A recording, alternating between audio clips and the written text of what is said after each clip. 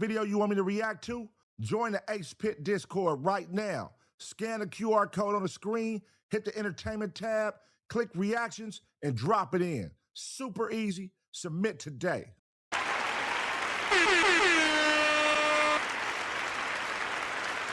Okie dokie. Okie dokie. What's the deal, man? What's the deal? Hey, I was just sitting here and I'm like, damn, you feel me? My son, my daughter, my kids, they just had to go somewhere with their moms for a minute. So I was right here. I got some free time, some downtime, and I was finna watch some videos on YouTube, just surf the web, see what's going on. You know what I'm saying? I was getting some work knocked out as well. And I'm just like, let me just go live. Fuck it. Let me go live. Now, this ain't gonna be the typical, you know, I was gonna do the members only, but I'm like, damn, that's gonna be like a show vibe. I wasn't even really on the show vibe. I was just more on the surfing vibe. Just surfing this motherfucker and really seeing what's on here and what is my algorithm spitting at me today. You know what I'm saying? And I did have some stuff saved for law and crime, and I did have some stuff saved, hot topics, you know, that I just want to dibble and dabble and react to and watch live along with y'all, man. So shout out to the Taser gang. But yeah, I said, let me meet y'all halfway right now. I did make the chat green side only, man. So Grays, you can still watch, but it's green side only in the chat, man. Green side in the chat. Just because I promised y'all members only stream today, and I was like, shit. I really didn't feel, I did 10 reactions last night, so I really I didn't feel like doing the show vibe where we're going just banging out back to back to back to back. I just wanted to surf right now, man. Just surf and see what's going on, you know? What's the deal, man? OSC, man. OSC, what's happening with it? Lit Leandre, what's going on? Mo Schmobby, the green side is in this motherfucker, man. Flow 92, what's happening? Come on, man. City 316. Hey, we gotta update we gotta put some new emojis, man. What should we swap out and swap in? We gotta put some new shit up in this motherfucker one time. But yeah, man, before we get the show started, y'all know how this shit go. Make sure y'all head over to Taser Gang, the ABP Network. Get y'all some Taser Gang merch. Get y'all, I'm gonna be adding some ABP Network shit too. Somebody had a good idea. They said ride to Taser. That shit was funny. Somebody was like, make sure ride to Taser merch. I'm like, ride to Taser is hilarious. Y'all niggas is wild. Shout out to y'all though, man. That was a funny reaction last night. If you missed the stream last night, we did 10 reactions. Well, 9 reactions. I looked back at it. It was 9 reactions. My bad, y'all. 9 reactions. 9. It was 9. But it was all good ones. It was all good ones. So y'all go check those out. Last night's stream, man, was some interesting shit. We had some funny ones. You know what I mean? Go check it out. You did. But today, I'm just going to surf, man. I'm just going to surf. Make sure y'all follow ABP Reactions on Instagram. We just dropped the Gideon and Skeeter Jean one. But we drop one every day on there. Y'all can check that out, man. 3-minute recaps if you haven't saw the full videos on YouTube. Make sure y'all follow that, man. Also, let's see. Make sure y'all follow ABP Network, man. ABP Network on Instagram and AceBoyPun on Instagram. All right? Go. All right, now, look. So we can dibble and dabble. I got some shit I have saved to the side right here. Hot topics. You know what I mean? Random shit I ran across. Then I have some, you know, law and crime shit. You feel me? But then I'm like, also, let me just surf and see what my algorithm spits out as well. You feel me? So, I don't know, man. We just gonna see what it do. We gonna see what it do. I'm just gonna click on random shit. You know, shit that catches my eye. And y'all gonna be here to observe with me. Fuck it, man. We in this motherfucker. We chilling, man. We chilling. See what catches my eye. What is going on in the world today? Crazy downfalls. Okay, yeah, man. What's y'all thoughts? I ain't gonna lie. I ain't been keeping up with that. That's like some young nigga shit. That Streamer University. Like, you know, some funny viral clips come from it. I talk about it, but like sitting there watching it, man, that's not my speed. Oh, hell, you know what I mean? Man, what the fuck? That's not my speed, but salute to all the young niggas that's out there and doing their thing and getting drafted to the streaming university. Shout out to them, man. Shout out to them. And I only said that because I saw the young nigga Rakai right here. But yeah, shout out to everybody who watched that, man. Love what you love. Pick what entertainment you want to partake in. Whether you an old nigga watching young content, a young nigga watching old content, whatever you love, man, whatever, watch what you love, man. And that's what I like to do with reactions, man. I watch what I want, I watch what I want to watch, man. And what y'all submit to. You know what I'm saying? What y'all send in. But right now, let's see what catches my eye on this motherfucker, man. New update, that's, I don't know what the fuck. Won't stop crying. Or we can just do it like this. Let's do it like this. Let's start with something that's on the, something that's on one of my save lists. Joe Rogan's billionaire AI Jesus quote. Okay. All right. The gangster disciple who killed his own homie over $80 a weed. We don't be watching no gang content. I need to start incorporating the gang content. No, I ain't gonna start doing that. Yeah, I should start doing that. That should be interesting. I'll be watching all that shit. I'll be just checking it out. But niggas be sensitive, man. Let's see. He never got paid. Take died before he got paid. I was seeing that with Take Keith, but they said Sexy Red didn't pay him. But is that Sexy Red fault or the label fault? That's the catch about that right there. That could be the label fault. But by default, she gonna catch it. The problem with LA gangs. Problem with LA gangs. Huh? LA, Nick, you know what? I'm trying to clean up my language a little bit in these videos, but Los Angeles gang members. There is nothing the FBI loves more than a gang with some structure. Why? Because if I'm the FBI, all I gotta do is find one guy at the top and he'll link me to everybody else. You see, the thing about the little YNs in Chicago backdooring each other and being every man for themselves is that it's much harder to prove a racketeering conspiracy against them. The law won't even try to bring any Chicago gang members into court to try to prove that any of them are doing anything in furtherance of anything other than themselves. You can't even leave a gun around the guys when you're in Chicago. A dude will smoke a wood with you, eat some wings and fries with you, then steal from you as soon as you go to sleep and send you outside unarmed. Then act like he missed you on social media when somebody catch you. The difference in LA is that there's a such thing as a big homie, a violation, and a DP, or discipline. It's such a rigid structure that in some parts of LA, a grown man can tell another grown man what he's doing in embarrassment of the gang, and this guy that's being DP will actually take action to clean up his act. And all this is good and well for the community until y'all start shooting at each other. All this structure and discipline becomes pointless when it works against you in the courtroom. Any other organization with these type of rules is just the way it should be. There's no problem. But we put structure in the wrong thing. Why doesn't Chicago, a place some people consider the birthplace of gangs and one of the birthplaces of organized... No, that ain't gonna work. Chicago getting DPs? I don't feel like Chicago do DPs. I feel like they just kill you. I feel like they just kill your ass. That's what the Chicago niggas. I be looking, I'm like, damn, these Chicago niggas be killing the fuck out of each other. Chicago, if you from the Midwest, from Chicago, what is y'all disciplinary actions when y'all fuck up and make the hood look bad? Do y'all get a DP? And even with DPs in LA, like that shit ain't for everybody. Everybody not getting a DP. Don't let the internet fool you. They quick to say, oh, this person gonna get DP, this person gonna get DP. These niggas ain't getting DP. Like, nigga, nowadays, shit, these niggas gonna shoot your face off if you try to DP a nigga.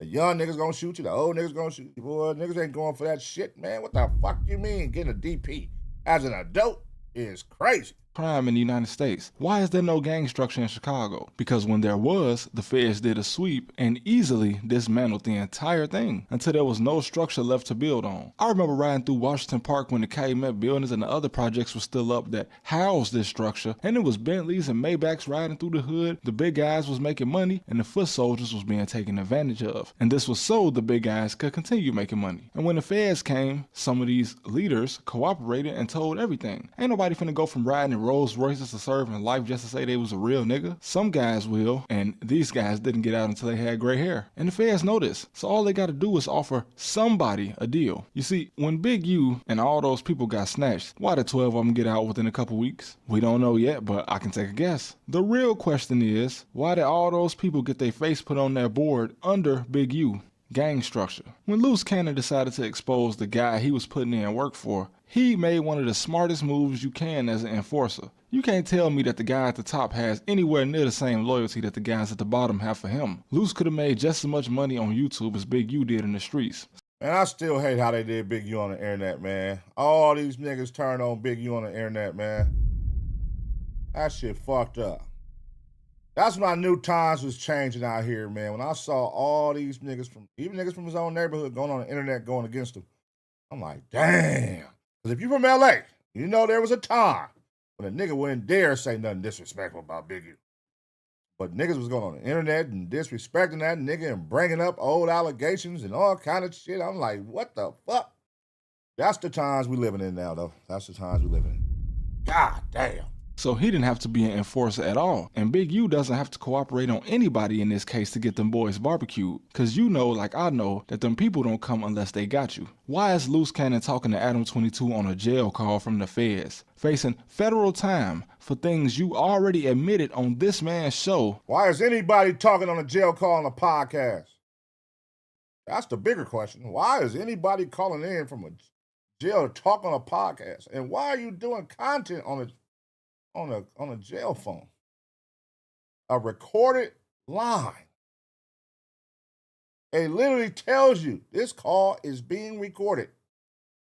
And niggas is on recorded lines just talking.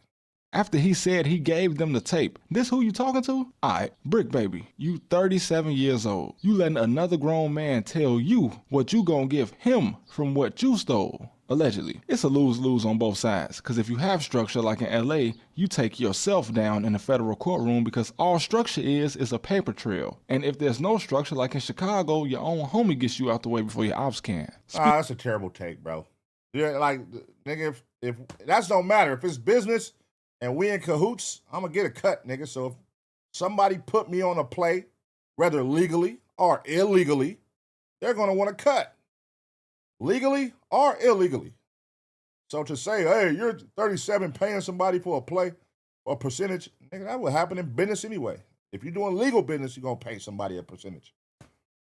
If they put you on to something and, nigga, Speaking of paper trail, didn't Banging on Wax start in California? Now I know that groups like NWA was not all real gangsters. We know Eazy-E was, but didn't Ice Cube go to art school or something? And of course the West Coast kinda did start the trend back in the day of publicly gangbanging on music and home videos, but this was the beginning of the end for self-snitching. This nigga said kind of did start the trend.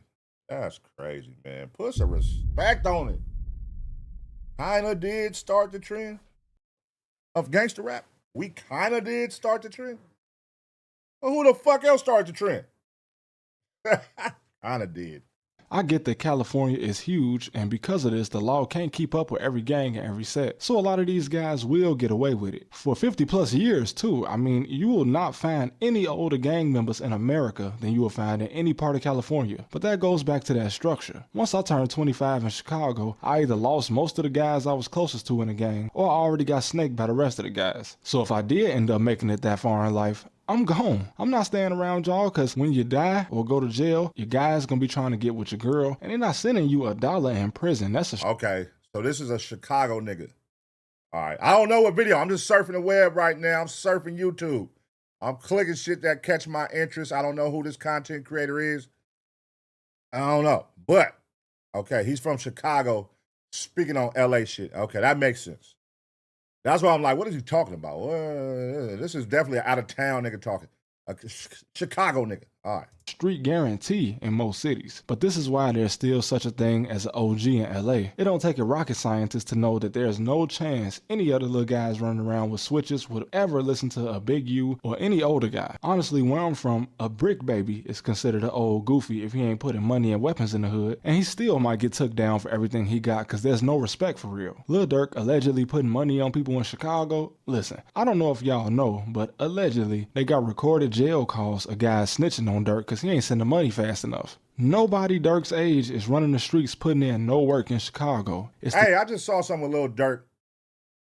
I don't know if this was true or if this was AI. Let me know if y'all saw it too. But it was like a screenshot of a group chat, a OTF group chat, where he said, like, if they come, don't talk or something. I'm like, who the fuck? if that is real, why would they put that on the internet? But then, you know, people gonna say, oh, the police put it out there, if it is real. The police got their phones and put it out there, but like, what the fuck? God damn. Listen, man. All right. Moving forward today, if you are doing crime, if you haven't already, stop fucking conversating on the phone. You got to go back to the old school shit, man. You have to, bro. If you're out here doing crime. But I suggest you don't do crime, man. Don't do crime.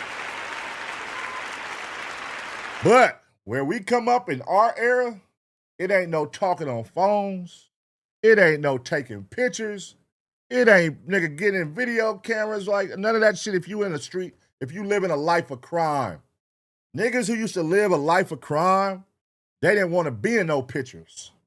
They didn't want to talk on no phones. They for sure didn't want to, like, nigga, they was what? Nigga, I'm out here thugging. I don't want nobody to know who I am. My name gonna ring bells. No social media. Like, if you grew up in the 90s, you know, like, niggas' names was ringing bells with no social media. You would hear about a nigga who was out here doing shit. You probably didn't know what he looked like. He didn't take many pictures. You couldn't search him and find him. But you knew his name. His name rang bells. We called those factors. You was a factor. You know what I'm saying? But then it got to the point where it felt like, well, everything reversed. The niggas who was doing shit, they want you to know they doing shit. They want to boast about it on camera. They want to show you. They want to claim it. They want to show you what guns they own, what big-ass weapons they got in their artillery. You know what I'm saying? I'm like, bro, I was seeing some videos on 4th of July that was fucking me up, like out here with niggas from LA and Compton everywhere. And I'm just like, why are y'all on the internet showing these guns, man? Exclusive ones, too. Where it's like, oh, yeah, nigga, we've been looking for this weapon. Oh, you got this? Oh, this the nigga who got this. This hood got this. I'm like, damn, man. Wild times. Wild times we living in, y'all. Teenagers only. And with teenagers, there's no conscience and no loyalty. Once that Cash App didn't come through, Dirk was just another old goofy. And now he's gonna have to probably pay the price for thinking otherwise. And just that little illusion of structure alone was enough to build a Fed case on him. So when you got guys still having gang meetings and extortion calls, sure, the police and the feds will let this go. But once you take it to its full potential, like Big U did, playing with millions of dollars, now the feds just can't let you slide. Cause they know what it could turn into. But of course, most guys stay too involved in petty squabbles to become a real enterprise. Remember, the FBI created the RICO Act just so they could stop the mafia. And this probably wouldn't have happened if the mob wasn't getting money. But you know, John Gotti had all the money and the houses and luxury cars, all untaxed. And you know Uncle Sam is always gonna get his cut. And them niggas was getting to the bread. The motherfucking mafia niggas, they was cutthroat as a motherfucker. Now, them is some cutthroat motherfuckers right there, but them motherfuckers stood on principle and tolerated no disrespect. No ratting, no disrespect. Bitch, you are getting your car blew up. You getting Swiss cheese if you rat. If you disrespect, if you don't go through the higher-ups, nigga, them niggas wasn't playing. They bring that back in today's times. Oh, my God. Imagine if niggas brought that back. If you rat, you getting chipped. If you disrespect, you getting chipped. If you make us look bad, you're getting chipped.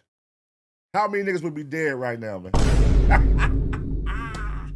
Bring that shit back.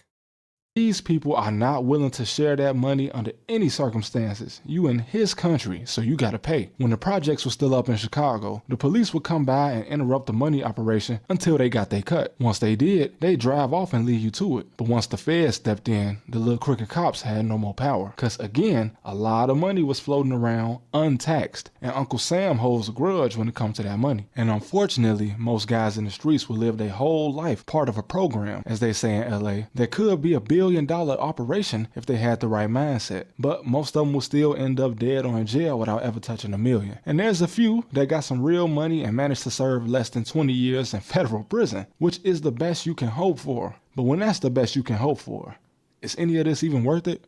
And to all my California dudes, all over California, stop going on no jumper. All right, it's not 2016. There was. I agree. We got something in common, Chicago nigga. From LA to Chicago, that message right there is powerful, man. Stop fucking with this fuck ass nigga. Once was a time where Adam and all his little weirdos could have gave you some clout, and his podcast actually used to mean something in the rap community, but now it's just what the feds watch on their lunch breaks. I don't care how many views you get in, man. You could get this out the mud yourself. You don't need no other podcast. You don't need no other platform. You can become your own platform. Hello. And shout out to all my new viewers, man. Y'all are the reason that everybody else should know that anything is possible. And powerful message right there. You don't need that motherfucker. I'm still not the type to tell somebody don't get their money. It's just hard for me to get down what they got going on in No Jumper. So I advise all of the Cali. Listen, if no Cali dudes got on their podcast, he wouldn't have one. You understand? And Loose, please stop calling this man. All right, man. All right, I don't know what the hell that was, but shout out to him. Trap University. Shout out to Trap University, man. I'm a subscribe to your channel, brother. Shout out to Trap University, man. That's my first time seeing his page. Shout out to bro. Okay, Chicago content. I don't really be on that type of shit. I really don't care to like watch out of town content like gang shit. I don't know. I be kind of stuck with the creators that I like. But okay, I'm open to finding some new creators. Who's some new creators, or who are some creators that y'all haven't seen me react to that y'all think I should react to? Who is like some dope content creators that be making shit that fit what we like to watch, man? Don't start sending me niggas that do fucking mukbangs and shit like that I don't care about. Like, who are some content creators y'all haven't seen me react to that y'all want to put on my radar, man, that we could watch? That nigga said he dissed No Jump out of nowhere. Fuck it, nigga, I'm here for it. Diss that nigga. Why Chicago has so many gang wars. Okay, all right. So he all Chicago content type shit. All right. Shout out to him, man. Shout out to him, man. Shout out to him. All this over a beat. Who the hell is this? Who is this? You tripping, bro. Like, a nigga trying to save you for giving you $100, and then I give you this $100, and then this shit go 10 times platinum, and now you at the crib with just $100, and I got millions of fucking dollars. Now you're probably wondering how we got to this point, bro. Believe it or not, this is all because this rapper didn't want to pay for a beat that he stole from me, bro. Like, I can't get over this. This story's... I don't even know who this is. I was literally about to watch this shit, and I just thought about it. I'm like, who the fuck is this guy? Huh? Who the fuck is this guy, man? What the fuck? Who the fuck is that guy? Hold on, let me fast forward, nigga, because I'm not gonna watch this shit. I thought this was like Tiger on the thumbnail. I thought he was about to talk about Tiger. All right, let me see. Let me go somewhere else. I'm surfing right now, y'all. I'm searching right now. T-Punch speaks to Lupe Fiasco and confronts him about... Oh, okay. Why rap music actually getting worse? Let me see something. If you're watching this video, chances are music has been a central part of your life. From early childhood years to going to school, playing... I don't know, man. I can't get with everybody's shit. Hold on, shame on you. You tripping, bro. Like, shame on you. Let me see. Let me go to what I got here, man. Rock Nation. All right, see, I fuck with the truth is. Hold on. I'm going to do a reaction to this one. They on Jay-Z heels right now, man. Jay-Z don't like when people be on his heels, man. Y'all know Jay-Z, he going to get them lawyers on you. He going to get you up off his heels, man. I see everybody... coming for Jay-Z and Charlemagne right now. They got their little, what they call it, the table. Whack 100 call it, with Flakko and Vlad and all these niggas coming. They all pushing at Charlemagne right now. I see what's going on. Let's see what's going on, though.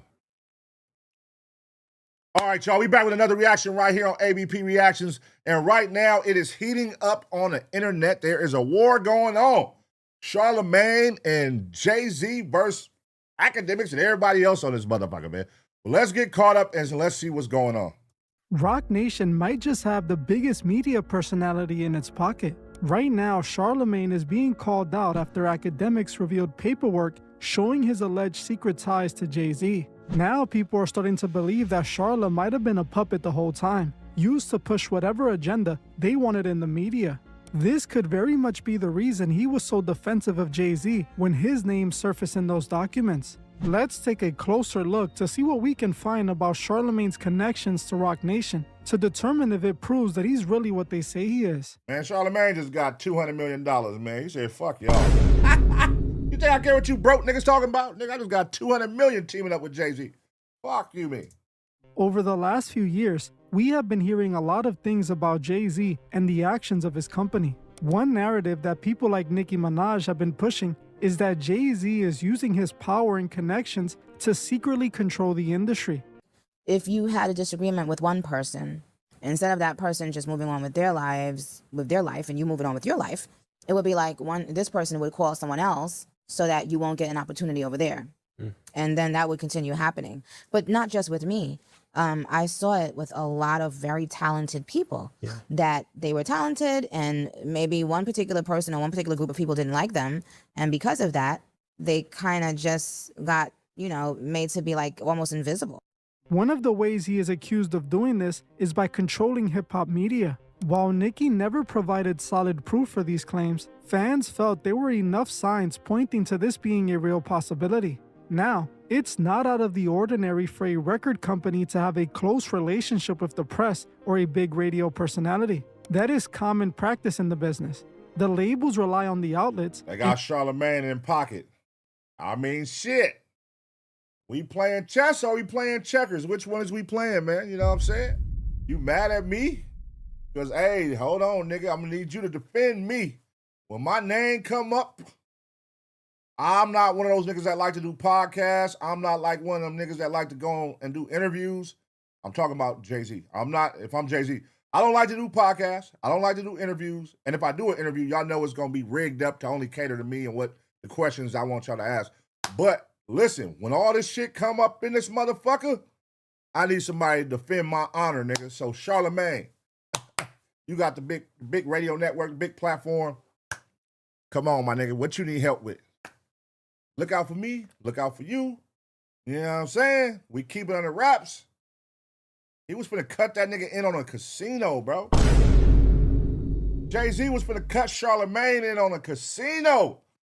You was gonna be a casino owner, nigga. Have equity in the casino, at least equity. Charlemagne said, fuck what you niggas talking about. The outlets rely on the labels. But that's not the connection Roc Nation is accused of having with these platforms. According to the allegations, they aren't trying to have a formal business relationship. They want to dictate what is said. They are accused of offering business opportunities to personalities in order to control what narrative gets pushed to the masses. This means that Roc Nation could use commentators to say exactly what they want said. They could have them promote their music artists or upcoming events. And they can also have them frame enemies in a negative light or defend themselves when their names surface in documents that make them look questionable. This is exactly why some believe Charla might be one of the people who secretly work for Roc Nation.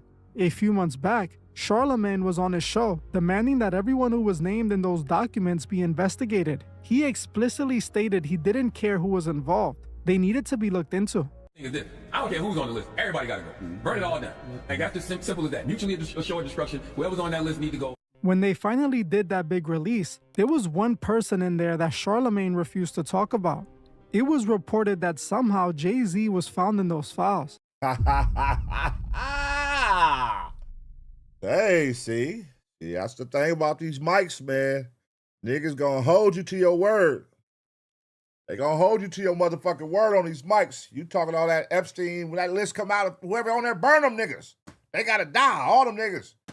And then the list come out and your boy name is on there and you don't want to talk about them? Selective politicking. Nigga like, what? Nigga, I didn't see that coming. Since Charla had said everyone should be investigated, people were expecting him to keep that same energy now that his good buddies surfaced on that list. But instead, he did a complete 180 on his show and defended him. He said that even though his name was in there, it was a lie, and he knew he didn't do anything wrong. See the story about Jay-Z? The woman is like, it was Jay-Z in 1996? Reasonable Doubt came out in 1996. Like, what are we doing? It was clear, and you can see who pushes the narrative. But people found Charla's blatant hypocrisy suspicious, with some even seeing it as a possible indication that he was working for Roc Nation. The main person pushing this narrative was none other than DJ Akademiks. Ak went on a rant where he called out Charlamagne for switching up after seeing Jay-Z's name on the list. He felt that this was an obvious indication that Charla was working for them and was being ordered to help deflect the accusations. I want to point out in real time how some of these switch-ups are happening here, chat. And shout out to my man Charlamagne. This is my man. But he was on the radio much demanding. Bring it out! We need to see it! It sounded amazing when we thought it was only the elites we didn't know and we really hated that were going to be accused and supposedly had some proof of doing the nasty. This is before the list got released. I love Bring Charlamagne. it out. I got to point it out. Burn them down. I don't care who's on the list. Everybody got to go. Hold up now. I don't care who's on the list. Everybody got to go. Wait, Nobody talking about that. My thing is this. I don't care who's on the list. Everybody got to go. Wait, hold up a second. Talking about all down. Wait, I'm not here. Burn them all down. Hey, you did say that, brother. Now, when your boy name come on that list, nigga, burn them all down. Right, I think I got a little bit of earwax popping before the list was announced. And everybody who was speaking and demanding the list, they're thinking none of my homies on there, right? This is how they communicated about said list. In his New York mansion, but nobody talking about that. My thing is this. I don't care who's on the list. Everybody got to go. Burn it all down. After the list came out, I see. All right, let's talk about it. Why you want to talk about that? Wait, what? Nobody needs to be protecting the PDFs, and we don't care what party they are. Now they dropped the files, and would you believe? I want to get to the Pusha T, Jay-Z, Eminem of it all, because that's what went crazy on my algorithm. I don't understand why y'all are so quick to want to tear our own down without doing. No, hold. Yeah, you switched it up. Yeah. Burn the list. Whoever's on that list, burn it down. Name, the list comes out, Jay-Z. I don't know why y'all so quick to turn on y'all own, man. God damn, man. I don't know why we as a culture turn on our own people, man. He switched his tune up all the way. God damn. Hold the fuck. My thing is this. I don't care who's on the list. Everybody got to go. Unless they could. Yeah, we don't care if they're Democrat or Republican, but we do care if they're a third party. Oh, hold on. Ak has made his issues with Roc Nation public after he was forced to participate in a deposition. He felt that they were using this legal process as a form of intimidation. Essentially, Akademiks was accusing them of using the media to shape the narrative about Jay being connected to the documents. By having one of the biggest media personalities not only defend you, but shut the allegations down, you can influence the public's perception. Now, some fans of the show automatically think he's innocent because Charla said so.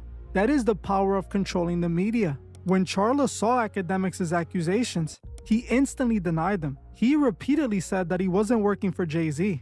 Now, while this could be true, it's also the obvious thing someone who is a puppet will say. They can't just come out and say, my opinion is paid for. That would completely destroy their credibility. Right. The way Akademiks made it seem was that Charla was a mouthpiece for Roc Nation, and in return, they gave him business opportunities. But at the moment, there was only Akademiks' word and nothing credible confirming this. Well, recently... That makes sense. I mean, but they may, I don't know the extent of their friendship. Because we could be looking at it like, oh, this is a business friendship. But they might be really homies, Charlamagne and Jay-Z. Who knows? They kind of, they click up and become homies. That's going around. Niggas is clicking up with weirdos and becoming homies all of a sudden. But, that goes around, man. That goes around. And you don't know. I don't know. These niggas, a lot of people be loners, bro. Simply put, a lot of niggas be loners. They can meet somebody and feel like this is my friend in less than a year or less than a month and be loyal to a nigga in less than a year, less than a month. So Charlamagne, I don't know, he gives those vibes like, a little fanboy at the same time. I do have my own celebrity, so Jay-Z is calling me in these rooms and looking out with these favors as long as on the flip side, I'm going to look out for him and defend his honor because, hey, this is my man's. He about to cut me on this casino play, or he gonna help this play with what I got going with Black Effect. He gonna help increase the value. Who knows? You know how shit go, man. One hand wash the other behind the closed doors. So it could be that. It could be that. And Charlamagne like, shit, fuck what y'all talking about. Y'all niggas ain't bringing me no plays. You know, niggas use that too. You know what I mean? That's, y'all niggas think, man. That all changed, as now Ak says he has the evidence to show this. Recently, during a live stream, Ak produced what appears to be evidence that a business connection between Charlemagne and Roc Nation might exist. According to him, Jallah was listed as one of the partners for Jay-Z's proposed $5.4 billion casino hotel in Times Square. He says he has no connection to them. 5.4 No billion. ties. They sent out the new Roc Nation talking points, and Wayno looked like he was so quick to make a video. He read the part they said, do not include telling people that Charlemagne had some financial interests in this casino. So I go digging for the truth. Is that what sparked it? Wayno? Oh, shit. Hold on. Let me rewind that. Wayno is what sparked Charlemagne. Academics digging and finding that information. Interests do not include telling people that Charlemagne had some financial interests in this casino. So I go digging for the truth. Wow. Now, there's a bunch of stuff that is filed with the New York government, okay? And when I go down, I said, let me look at the owners. Let me look at the owners. Sell Green. Okay, who are these people?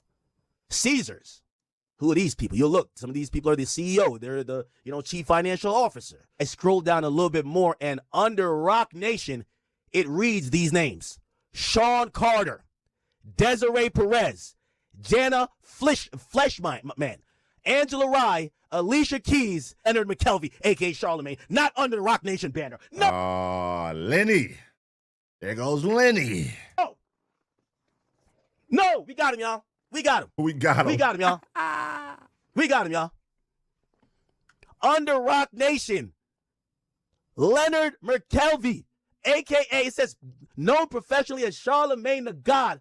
According to how they tried to submit this to the New York State government, they claim that Leonard McKelvey was a part of whatever Roc Nation was going to do.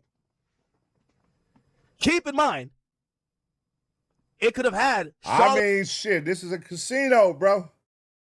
Listen, if a nigga say, hey, I'll cut you in, I think it's a lot of people who gonna say, I'm riding with him. Shit, I'm riding with Roc Nation. Fuck it. Cut me in on a casino, bro? On Times Square?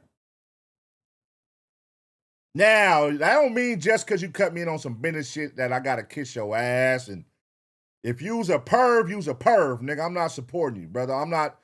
Listen, I don't know, man. Goddamn. I don't know, man. This is tricky right here. This is tricky, Charlemagne.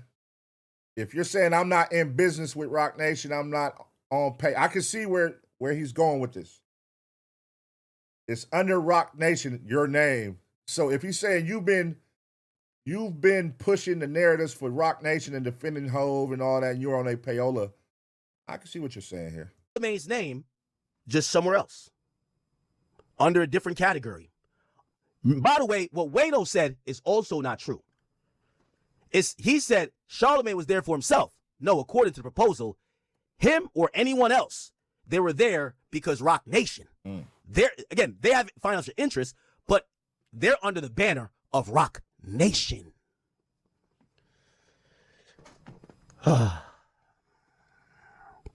Chat. That nigga take a deep breath. This is why new media is important.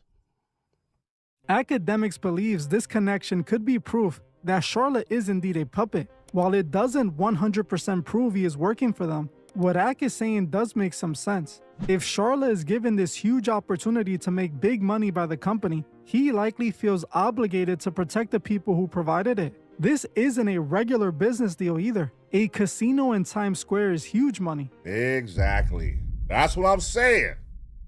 If ever a time that you would say, this nigga sold his soul, and a lot of people would understand why a situation like this. Hey, I bought you in on a $5.4 billion play. I think a lot of niggas would sell their soul for a play like that. Now, if you just selling your soul for $100,000 or doing something, yeah, that's not respected. But nigga, I could see But I don't think it is selling your soul in this situation. I think it's just denying y'all relationship and the extent of y'all relationship. That's more so the issue right here. And that the fact that him and Akademiks been cool for all these years, and he's probably been telling Charlamagne things or how he feel about Hove or Rock Nation and shit like that, and he's probably, you know, it's like a mole. You're taking that information back and feeding it to Jay-Z, but yet you're around me acting like y'all not cool, y'all not associated. So I can see why Akademiks is hot right here, or he's on Charlamagne ass. If they had approved the deal, Charlamagne would have likely been the first radio personality to become a billionaire. Now you understand why people feel Akademiks is right. They gave him this chance, so now he's obligated to represent and defend Rock Nation. This could definitely explain why Charlamagne defended Jay-Z so hard when his name came up in the documents. Think about it. Not only does he feel obligated to write for Jay-Z now, but he also needs to protect the face of the deal that could potentially make him a billionaire. Jallah saw his name and likely said, "No one is ruining my shot at being a billionaire." It would also explain why Charlamagne hasn't interviewed Nicki Minaj in 14 years, and when he mentions her... Oh, damn. That's actually an interesting... In 14 years, he hasn't sat with Nicki Minaj. Damn. That is kind of interesting. 14 years, Charlamagne? New York? Power? Breakfast Club? Y'all ain't sat with the Queen of New York in 14 years? It's never positive. Nicki has even called this out herself, tweeting some not so nice things at him. According to her, Jallah cut her off from the Breakfast Club because of his ties to Rock Nation. Since she has been open about her issues with the label, naturally, those who support Rock Nation aren't going to support her. She is one of the most vocal people speaking out against them, accusing the company of making things difficult for her when she refused to do business with them. Their working relationship goes back to the 2010s when Nicki... Damn, this was that title shit, huh? What's this title? Damn, look at all these niggas on stage together. Damn, these motherfuckers would not all stand on stage together today, man. Damn. Look at that shit. We'll never see this again. All them standing next to each other on stage. Kanye, Hove, J. Cole, Rihanna, Usher Raymond, Nicki. That's crazy. Wow. Became one of the partners of Tidal. That deal ended on bad terms, and she now claims she has been on Rock Nation's bad side ever since. Unlike others though, Nicki has made all her allegations about Jay-Z public and has taken their issues to social media. So, some could see Nicki not being on the Breakfast Club as even more proof that Jallah is working with Rock Nation. Now to be fair, I don't know if Nicki would be calling out the label if it wasn't for her deal with them going as bad as it did. Think about it. If it had gone a different way, maybe Nicki would be just like Charlamagne, defending Rock Nation at any means. Some think Akademiks also might have his own motive for going after Jay-Z. Akademiks is a strong Drake supporter, and many people think he's a puppet for OVO. It is well known... What you mean, think? Think he's a puppet. Listen, man. He is to Drake what Charlamagne is to Jay-Z.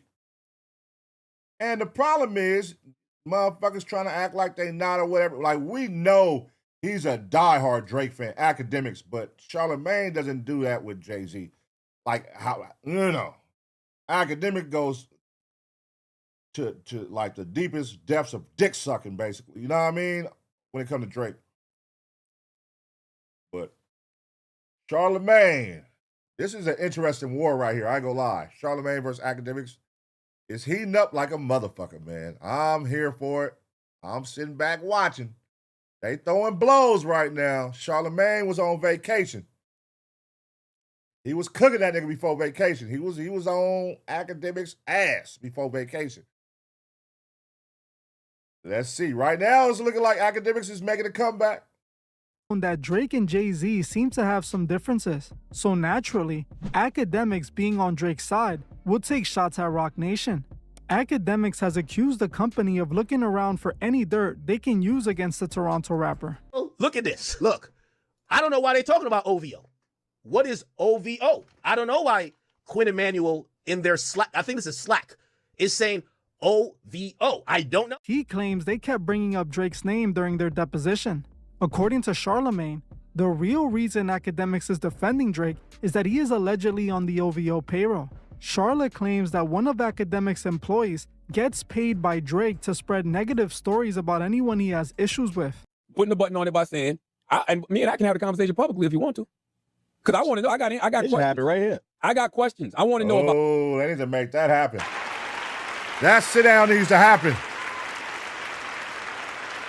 That'd be a good one. Right now, if every time to sit down, them two niggas make it while y'all crashing out on each other, go ahead, sit down, man. Niggas gonna tune in and watch that. This stuff. I ain't seen none of y'all talking about this shit. I want to know about this. I'm gonna read these two headlines again, and then we can pay some bills and move on.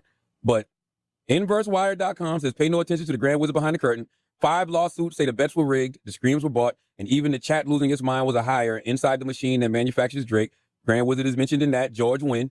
Ack, I want to hear you talk about that. It ain't got nothing to do with nobody. This is investigations that people been doing on you and your team. Now, if they was to sit together, I think as viewers, we would all want to see Gloves Off edition. You know what I'm saying? Because they already doing it with their content right now.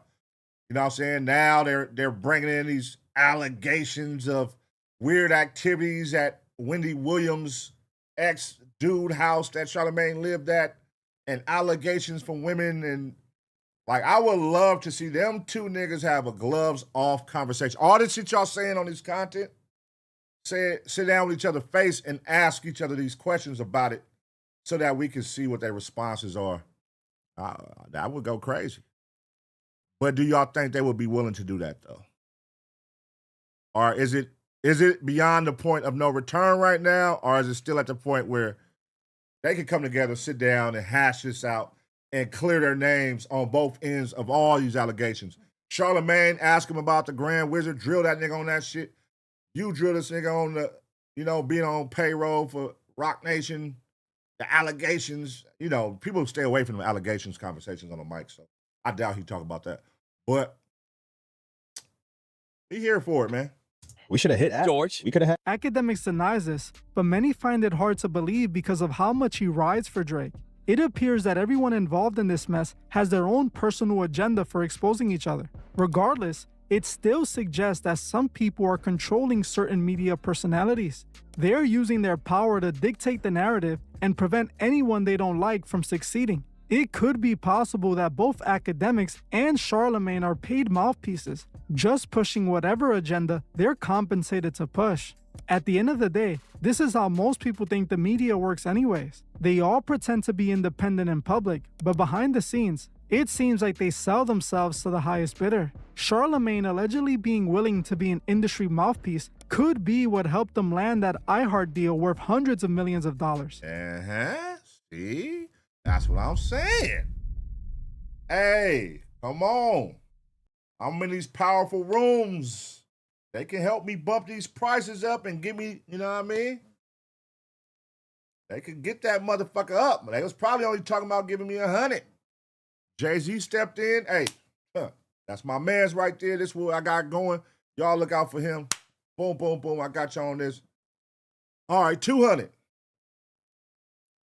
Come on, man. We all need a homie like that. We all need a homie like that. Hey, man, I got to feed my family at the end of the day. So if you could put an extra 100 million in my pocket, now it's just, what do you stand on? And if this Epstein shit is that facts, Jay-Z was there and partaking and you stand with bro, that's a little awkward. And your whole take was, anybody name come on that list, burn them down. If their name come on that list, I don't give a fuck, burn them down. And then his name comes out on the list. And you say, man, why black people always turn on each other, man? It comes off a little fishy, Charlemagne, I must say. It always seems that those who are willing to play the game are the ones who make it to the very top. Now, I will say, the evidence Akademiks presented is quite concerning, to say the least. Showing that Charlemagne was involved in that casino deal does put into perspective why he defended Jay-Z so hard. It also might help explain how a radio personality was able to land a deal worth hundreds of millions when radio is a dying format. If this is true and Charlemagne is a puppet, it's a massive problem. If the media can be controlled by a few ultra-rich people, those with the money can dictate the narrative. They can use the press to protect themselves and to trick the public into thinking whatever they want. Man, that's been going on. What are you talking about? Nigga, even when you go to CNN, Fox News, nigga, all this shit is controlled media, bro. You be having that one rich motherfucker that own these news channels, that own these newspapers, that own these magazines, and he controls the narrative of what they want to push out. You got these motherfuckers that counter their narrative, that owns these channels, this media motherfucker, these media people. That's been going on, brother. You know what I'm saying? So is Jay-Z doing anything wrong by getting me a puppet? I'm a powerful nigga, bitch. I don't like to get on here and defend everything that comes out on my name. That's not me. I'm gonna get me a puppet. You goddamn right. This nigga likes to talk all day, and he can be persuaded. All he wanna do is hang out, go do a couple dinners, and you gonna be my puppet, and you gonna defend my honor, and you one of the biggest names out here in media? Come on over here, bro. Matter of fact, I got a play for you to show you I fuck with you, my nigga. Go ahead, bro. I'll get you this extra 100 million on your deal. You know what I mean? Hey, it's love. It's love, brother. It's love. And a nigga gonna ride for a nigga like that. You just got this nigga some extra cheese on top of what he was about to get. He gonna ride for a nigga with no. And then now you finna cut me in on a casino? You finna cut me in on a 5.4? That's what you was about to do? Or try to pitch me? What? That nigga for sure he for the dick ride. He probably would have did that for free. You looking out? Oh, he finna go above and beyond. And the same shit goes with Akademiks with Drake. So stop acting like you wouldn't do the same act for Drake. Think about it. When Jay-Z was mentioned in those documents, it seemed like almost every hip-hop outlet instantly defended him. Realistically, it's impossible to know if he was really not involved, but some blogs acted like they were 100% certain. That's likely because if they suck up to Roc Nation, maybe they can get that opportunity too. That's why so many people feel like the media is compromised. The media is supposed to run stories without any bias. If they are all allegedly bought out, how can they truly be objective? We need to call this out and let them know we won't be manipulated. I want to know what you guys think. Do you think Charlemagne could be a Roc Nation puppet? Is he being instructed to defend Jay-Z? To me, it definitely seems possible considering they have business ties. The fact that the rap mogul keeps being at the center of these stories makes his appearance at the all-white party very interesting. People already feel that event is the place where those backdoor deals are being made. Oh yeah, we about to react to the all-white party, man. Man, shit. Listen, man, at the end of the day, shit ain't gonna stop. If it ain't gonna be Charlemagne, he gonna get somebody else in pocket. And it's like you need somebody like that. Drake don't like to come out and do interviews and defend his honor every time somebody bring up an allegation or put someone on his name. That's what I got Akademiks for. So guess what? Hey, Akademiks, come on, nigga, here go a chain. Hey, I'm gonna fly you out. Hey, I'm gonna answer your FaceTime calls. I'm gonna share a little bit of information to make you feel like, you know what I'm saying? You the inside source for me, brother. Oh, I'm gonna keep you in pocket that way. Hey, when somebody come at me, without say, I only gotta say this, you gonna do that. You gonna ride for me. You gonna defend me, nigga. And vice versa. But see, Jay-Z is throwing some plays. Has Drake threw Akademiks a play like that? I'm finna cut you in potentially. Even though it got denied, but I was finna cut you in on this casino. I'm finna help you with your deal. I'm finna do all, who knows, man. Drake probably helping him in the background too. Who knows? Rich nigga shit, man. They ain't gonna tell us anyway. You know what I'm saying? They're gonna act like the other one is wrong when they wrong. Y'all both doing the same shit. It's like the Spider-Man meme. Y'all both doing the same shit. You doing that for Drake, what he doing for Jay-Z, and now y'all bumping. And y'all was homies, so y'all know what y'all doing. Y'all was probably talking about it together. Sharing information and all that. So, you know, we here for it, man. Let's see what happens, man. This shit is going crazy right now. We're going to continue to cover it, I guess, as more information come out. Yes, and I did. Flakko has one out too as well. Y'all go check out Flakko's and see what it do, man. But this is hot. Wayno, he dropped something earlier I seen too.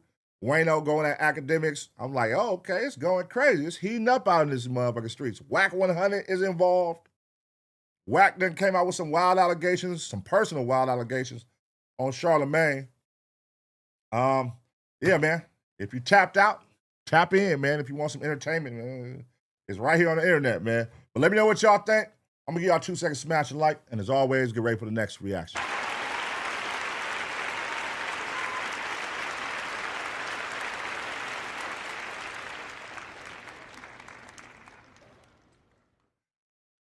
Nigga said it's Chuckles Community Charlemagne. That's funny. That's definitely AD Charlemagne. Chuckles is AD Charlemagne for sure. That's a fact, man. That's hilarious, dog.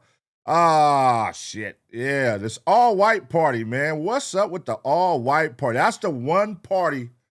Diddy was known for having those elite parties that everybody would go to every year. But, boy, they keeping that all-white party afloat. They are keeping that motherfucker afloat. And what really happens at these all-white parties is the question. Did somebody die? I remember seeing a headline, I want to say last year. It could have been a false allegation. It could have been a real allegation. But I did see something where they were trying to say somebody died at one of his all-white parties. Or either overdosed. Was that last year or the year before? I remember that. Let's see what's going on, man. Oh, no, it's the same content creator. Oh, okay. He the one made this shit. The truth is. So, let's see, man. We could fuck with it. Oh, hold on. Actually, let's look at this. I'm just surfing right now, man. There's some shit that I saw before I went live. This one right here, I don't even know who shit this is, but I saved it. I said I'll react to it. He's selling out black culture again. Hey, they on Jay-Z right now. Let's see. Black community. Let's see what he got to say about Jay-Z, man. I know that nigga Jay-Z be hating this shit. Like, God damn, keep my name out your mouth. God damn. I know he hates this shit. All right, y'all. We back with another reaction right here on ABP Reactions. And right now, Jay-Z is in the headlines. And one of the strong headlines has been Jay-Z is selling out his own people. Is Jay-Z selling out? Let's look. Let's react. Jay-Z is about to sell out the black community again. But this time, it is not for a streaming service like he did with Tidal. And it is not to protect the NFL after the Colin Kaepernick betrayal. This time, it is for the upcoming federal elections. Right now, a massive, highly coordinated media offensive is playing out right in front of our faces. Jay-Z and Donald Trump are the same person. They're gonna do whatever they gotta do for themselves. Jay-Z's not relevant this day for me. I'm telling you that. Jay-Z is respected by these people for being that boss that he is. We are watching the billionaire artificially inflate his own cultural relevance so that his voice can be used as a political weapon to sway the black vote. And this is why all of this is happening. At this time where he needs to look strong and that his voice and that his influence is unmatched. But before we expose the dark money and the media hit squads currently operating behind the scenes, we have to look at the cold-blooded corporate transaction that set this entire operation into motion. I still wonder why fucking Jay-Z hasn't said one thing about Diddy, man. That was your boy, bro. Did you even try to help him? It don't even feel like Jay-Z had his hands nowhere in that, like trying to help Diddy. But that means you knew that nigga was a sicko. That's your boy, so you had to know. Like, hey, he's a sicko. Because I'm like, damn, look at this, y'all. We all know. We done seen Jay-Z and Diddy call each other brothers at the Rock Nation brunches. Always out together, vacation and shit like that. Different shit they was doing. But then when his trial came, it was no Jay-Z in sight. Nowhere around. It's like he disappeared. It's like he didn't know Diddy. Don't associate my name with that shit. That nigga fell all the way. He did the Homer Simpson. He fell back in the bushes like Homer Simpson. He like, nigga, I'm gone. Fuck that, nigga.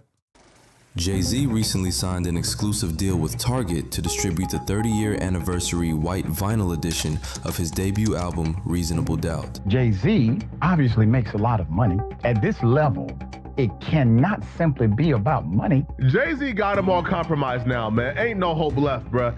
Everybody getting compromised, bruh. Just 12 months ago, Target pulled off one of the most aggressive, unapologetic betrayals of the black community in modern retail history.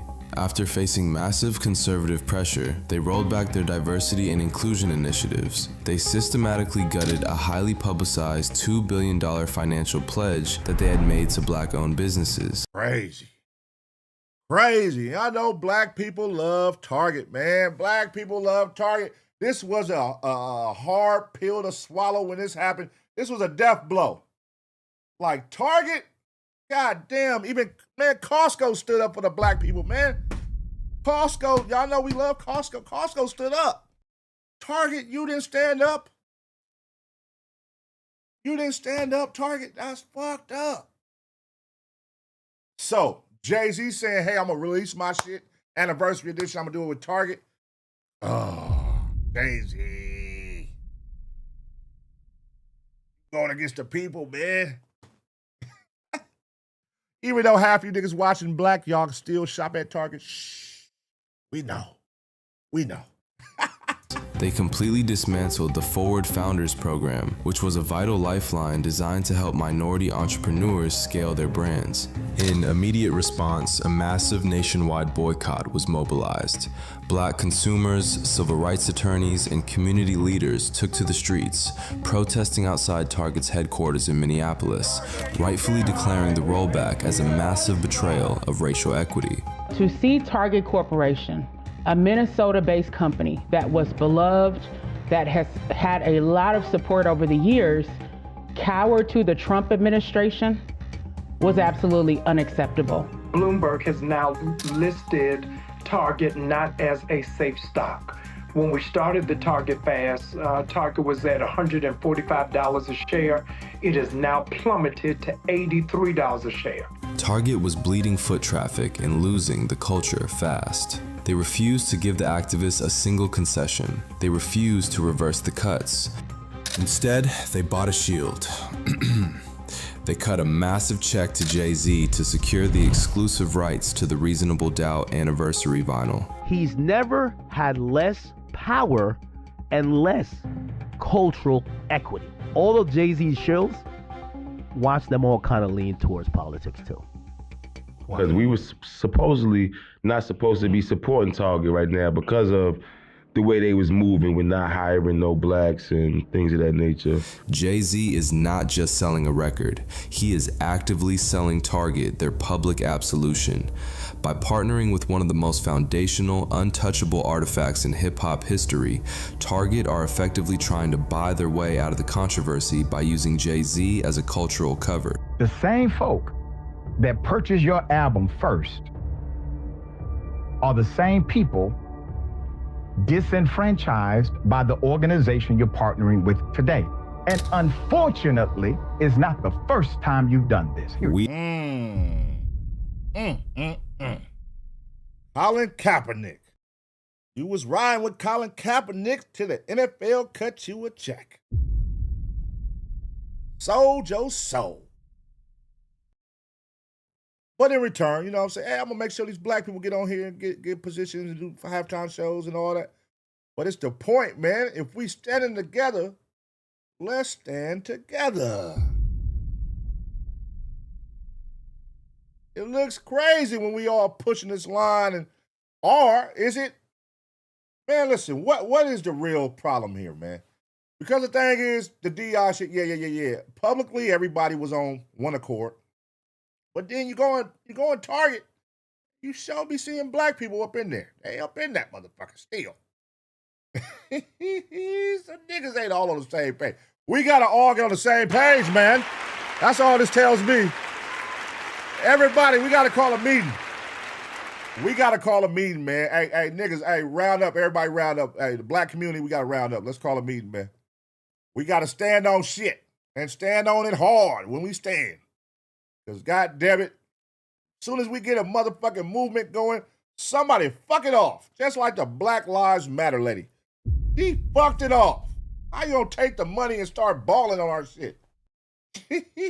Buying fat ass mansions and employing your brother and giving that nigga $1 million a year for security he ain't really doing. Man, you over here making us look crazy. Man, Black Lives Matter was booming. BLM, nigga, yeah. Big ass meetings and marches and parades and everything. You over here throwing big ass mansion parties and doing it up with the church's money. God damn. We are watching a repeating pattern play out in real time, where the genuine political and economic outrage of the black community is completely undermined by a capitalist who expertly masks corporate greed as cultural progress. And this Target deal? This is just a warm-up for the biggest political buyout in American history. Welcome to Redline Theory. But to truly grasp the sickness of this move, you have to understand that selling out the culture for a paycheck is not an accident for Jay-Z. It is not an isolated lapse in judgment. It is his entire highly lucrative business model. It is a calculated blueprint of exploitation, and we have seen him run this exact same play before. You have to rewind the clock back to August of 2019 to see the origin of this maneuver. The National Football League was bleeding out. Colin Kaepernick had taken a knee to protest police brutality, igniting a global movement. I mean, ultimately, it's to bring awareness and make people, realize. That movement was going crazy, man. Taking a knee. Ooh, that movement was going berserk. Them white people was hot. They was hot. They was ready to kill niggas. The disrespect to the American flag. To the military.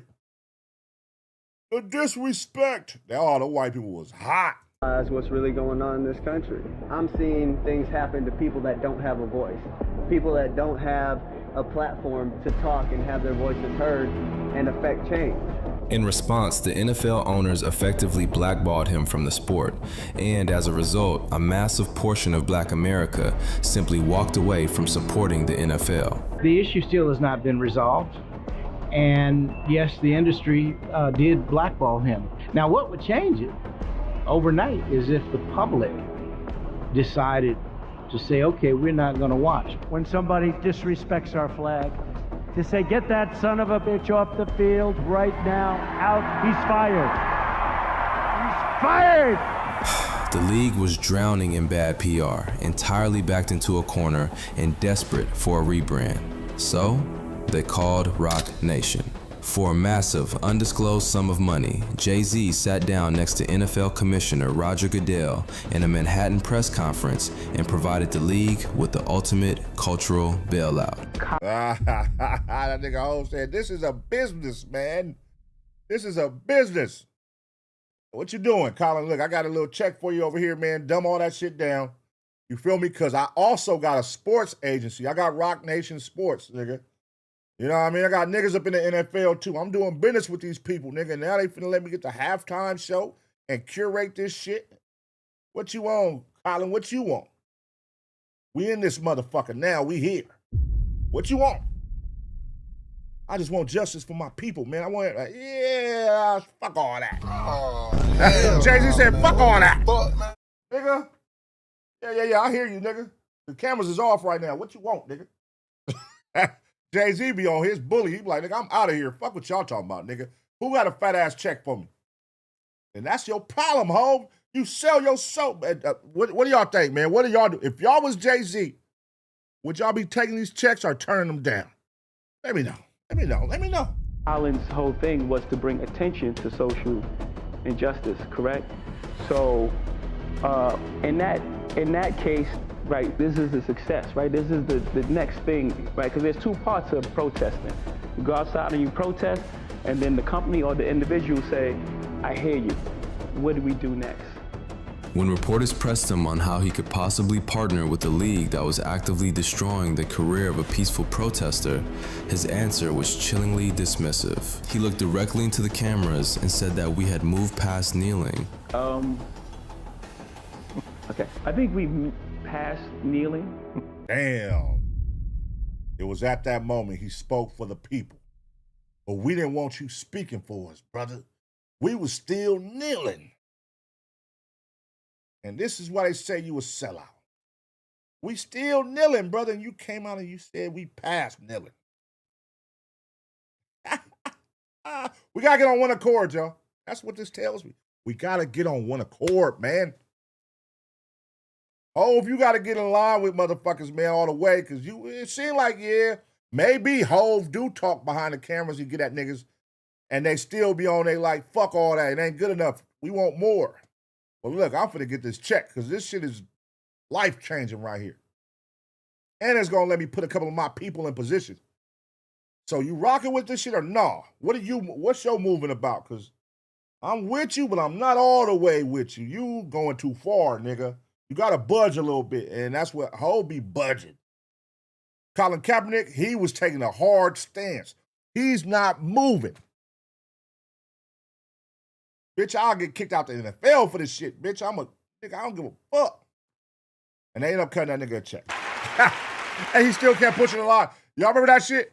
Everybody was like, wait, when they found out Colin Kaepernick got cut a check, when the black people found out that shit, oh boy, when the culture found out he got paid, and he didn't tell us. You didn't tell us you got paid, nigga? Oh yeah, fuck you. It was over with Colin Kaepernick after that. Hell no, man. What the fuck, man? You didn't tell us you got paid, bro? It's over with.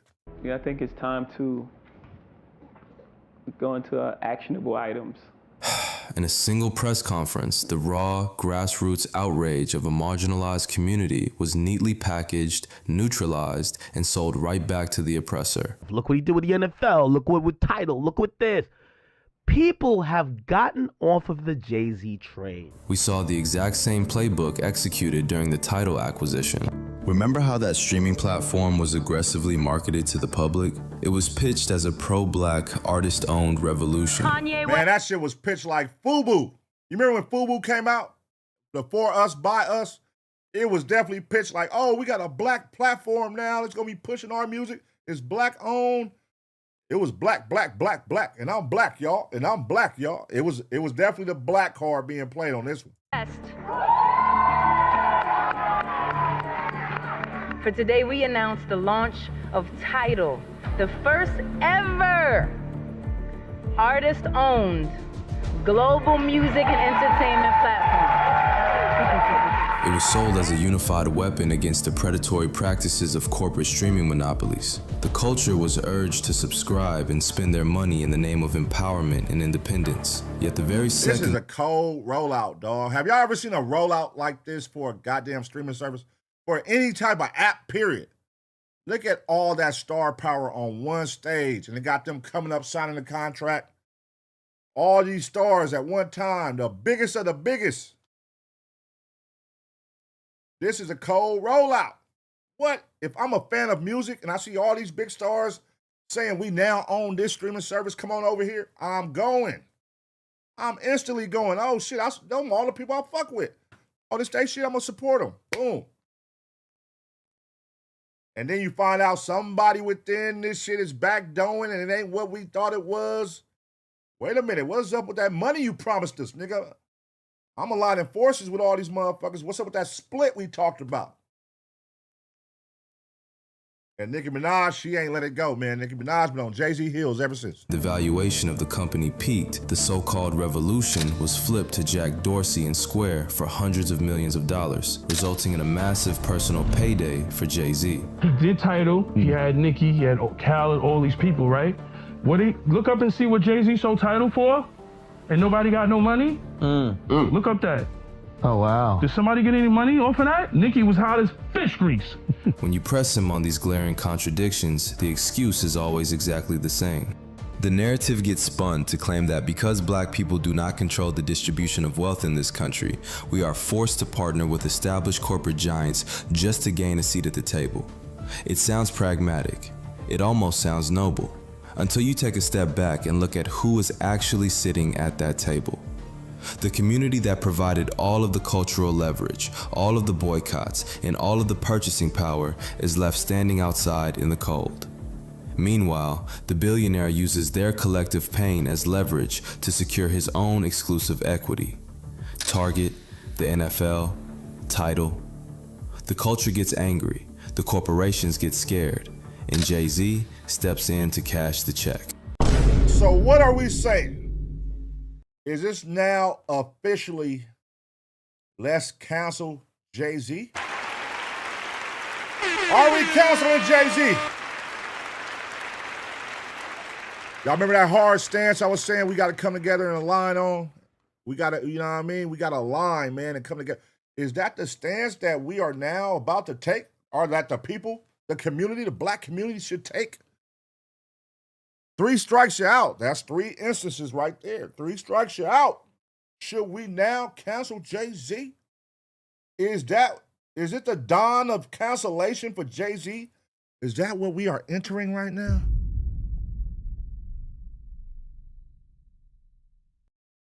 Ooh. Nah, you can't cancel Hov. Hov ain't going for that. Hov is probably a cold villain, cuz he's probably one of the coldest villains in hip-hop. It's like y'all watch The Boys, Homelander. You know, when the cameras is on, he's one of the superheroes who helps everybody, but behind the closed doors, he's a villain. What if Hov is one of the coldest villains in hip-hop history? When them cameras is off. Man, fuck everybody. When them cameras is on, hey, my people, man, you know, I want to make sure my people good. That's crazy, cuz.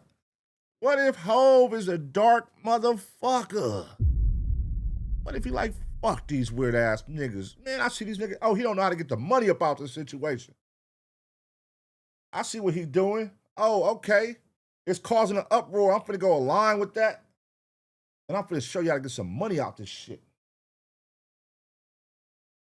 I know how to get these motherfuckers in these boardrooms to talk and move the needle with a price. And I'm gonna get that ticket and I'm gone. I got my money and I was gone. My nigga about to, Uncle Elroy, he up out of there, nigga. I'm gone, nigga. I'm getting my money. Title, $350 million. Fuck that streaming service. I'm out of here. Yeah, I sold it. I packaged it up. I made it look nice. And I got my check and I got the fuck on. Hey, but are we not feeling the same way about what fucking, what's the nigga? What's the name ran the same play on the baby scale? Swiss Beats and Timberland with Versus. Remember that? Remember they had started saying that everybody who was a part of Versus was going to get paid. Everybody during quarantine who was a part of Versus, and then I guess when they started paying niggas, it wasn't like a lot of money. And some niggas probably didn't get paid. It was something I remember. I can't really put my finger on it, but I remember it was an uproar because they had sold it like Versus is now owned by us, the people. Everybody who had something to do with it during quarantine is now part owner. Y'all remember that? Everybody who participated during quarantine is now part owner.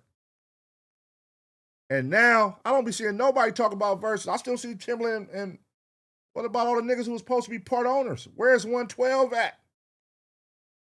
Where's Jagged Edge? They was in it during quarantine. Where's all the people that was in it during quarantine that was supposed to be part owners? Because I remember. We gonna find it. We gonna find when they said that. I remember they said that.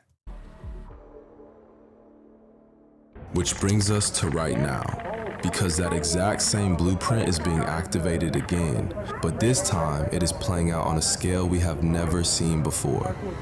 In a recent, highly publicized interview, Jay-Z explicitly laid out his operational strategy for 2026. After years of relatively quiet, behind-the-scenes maneuvering, he declared that this year is entirely about playing on the offensive. This is the first thing I'm doing. Yeah, actually, it was just like, all right, man, we played enough defense.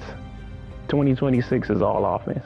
And over the last several months, the public has been subjected to a massive, precision-guided media resurgence designed to completely dominate the timeline and artificially inflate his relevance. Suddenly, the most reclusive billionaire in hip-hop is everywhere you look. The offensive officially kicked off under the stadium lights at the Roots Picnic in Philadelphia. Emerging with a completely new aesthetic, having chopped off the signature dreads he had worn for 8 years in favor of a fresh afro. And came out looking like Colin Kaepernick. He came out looking like Colin Kaepernick, y'all. Come on, man. Who was doing this, y'all? Who had the afro and was doing this? Colin Kaepernick. Damn. So he done said that my rollout when I come back out right now, I'm finna, man, what? I'm finna make sure I sit with these media motherfuckers who I control. You can only ask what I want you to ask. Because I saw he about to come out with a series too. Y'all saw that? It's like an 8-part series. Jay-Z, I forgot which platform. But I saw it's like an 8-part series he's about to drop too. He's about to do the New York, the Yankee Stadium. I think he's doing 3 nights at Yankee Stadium, something like that. He did the root shit, kicked everything off. He's definitely on his rollout shit. So I feel like an album is potentially coming. Maybe an album. He's definitely on his rollout. This is a rollout we are witnessing for sure. I could see an album announcement coming or something dropping, a surprise album, surprise something. But he's definitely got it buttered up to where, hey, nigga, I look like the good guy. Hove Lander, shout out Dante Tyler. Hove Lander, he looks like Hove Lander right now. I can't do no wrong in the people's eyes. I don't want to go sit with nobody that's going to ask me the hard questions. No. You finna sit with me and nigga, I'm going to control what you say. You going to ask me what I want you to ask me. Nah, man. But I get it, Hove. Protect yourself, man. Protect your neck. Ain't that what they were saying back in the day? Protect your neck. Protect your neck, Hove. You ain't wrong for that, brother. Do your thing. It's your world, nigga. Fuck it. Fuck these niggas. Because that's how you really feel. Fuck these niggas. He stepped onto the stage and delivered a surprise. Acapella freestyle that instantly set the internet on fire. Every one of them playing these silly games. That 1-800 ambulance chaser with a wish one came. But 911 is a joke. Public enemy #1 I've been ranked. It was a calculated, ruthless display of dominance. He fired direct, surgical kill shots at Drake. He mocked his former Rockefeller partner Dame Dash, brutally about his teeth falling out. He delivered a devastating blow to Nicki Minaj, weaponizing her husband's criminal record. And he sent a direct warning shot to Kanye West for daring to speak on his family. All of us knew that this was coming. Yes. On the last episode, I told y'all on the last episode that Jay-Z was gonna respond You to did say Drake. that. I really told didn't y'all. believe you. I know, and I told y'all he too competitive. By systematically tearing down his biggest detractors on a festival stage, he sent a clear message. He is the untouchable apex predator of hip-hop. And he's not done. This was just a warm. Listen, this type of mother, he's an old school nigga, man. Them old school niggas, they play different. We play different. We older, competitive old niggas, we old school, cuz we gonna hit for the jugular. We trying to motherfucking slice your goddamn throat, nigga. If you beef with me, bitch, I'm trying to end you. Y'all think this freestyle was it and he got pleasure in just that? Why y'all think the whole stigma around Hove and Rock Nation is, nigga, they control shit? The whole Tory Lanez, they're going to send him to jail. He's not going to. Why? Because Megan Thee Stallion signed to Rock Nation. They control shit. They got too much power. And you saying you want to beef with me, bitch? You want to play with me? All right, for sure. That's how I'm going to walk you down, though. I'm not going to come out and make it obvious what I'm doing. I'm going to slowly pull out that goddamn breathing machine cord on your ass. I'm finna cut your career. Cause where the fuck is Nicki Minaj? Where is Nicki Minaj? She has been the most vocal. And right now, when you think of Nicki, they done put it to where her whole stigma is she's a crazy woman. She's a crazy woman. She's on drugs. They done created this narrative now to where Nicki Minaj is on drugs. She only talk like that because she's high off cocaine. It's cocaine in her. That's her tweeting with cocaine. Y'all notice that? Y'all notice that? They control these narratives, bro. Hove done turned her into a dopehead. And then what did he talk about when he freestyled and mentioned her? Coke addiction.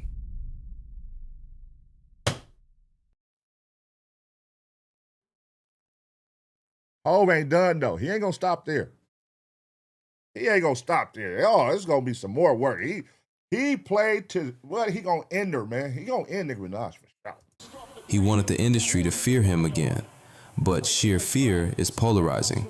Fear breeds resentment, and if you want to successfully execute a mass media campaign, you have to balance that fear with profound empathy. Just weeks after the aggressive lyrical display in Philadelphia, the offensive abruptly shifted tones. A highly produced, deeply intimate documentary short titled The Blueprint was suddenly released by Beyoncé's hair care brand, Secret. Narrated by Beyoncé herself, the film provided a manufactured, incredibly vulnerable look at the grueling, week-long process of combing out his 8-year-old locks. The narrative was meticulously crafted to pull your heartstrings. They claimed the original hair journey was undertaken just to help his young daughter feel confident about her natural texture, and that the new afro was a loving tribute to his late father. Oh my God. These niggas are too good. Just really look at this. It's a rollout. All this shit is a rollout. The hair is a rollout. It's a rollout for my hair product. This nigga is a walking business, y'all. He said it before. I'm not a businessman. I'm a businessman. Everything I do is calculated. Every fucking thing I do is calculated. Everybody like, oh, he cut his hair. He cut his hair. Oh. Then come out, oh, this is why I did it. Let me play on your heartstrings to show my daughter to be proud of her culture. Be proud of her hair. And then also, I want to represent my father, rest in peace, and rock an afro, not Colin Kaepernick. Let me get in front of that narrative. This ain't Colin Kaepernick. Because I know they're going to say Colin Kaepernick. It's my father. When the fuck you ever talk about your father with an afro, nigga? We ain't never heard that yet. No, we ain't never heard you talk about your father with an afro ever, nigga. When? See, they be selling us shit. And they be putting icing on top to make it sweet for us, man.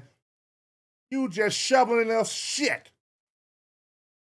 Because you Jay-Z and you can do it, nigga. Now, what's the real play? What is the bigger play? Because that's not the bigger play. The hair product, that's a light play. Where are you going with this? Because you got a lot of, all these fucking series coming out, these documentaries, 3 days in a row in New York, all this. What is the bigger scale here? What do you have coming, Hov? What do you have coming?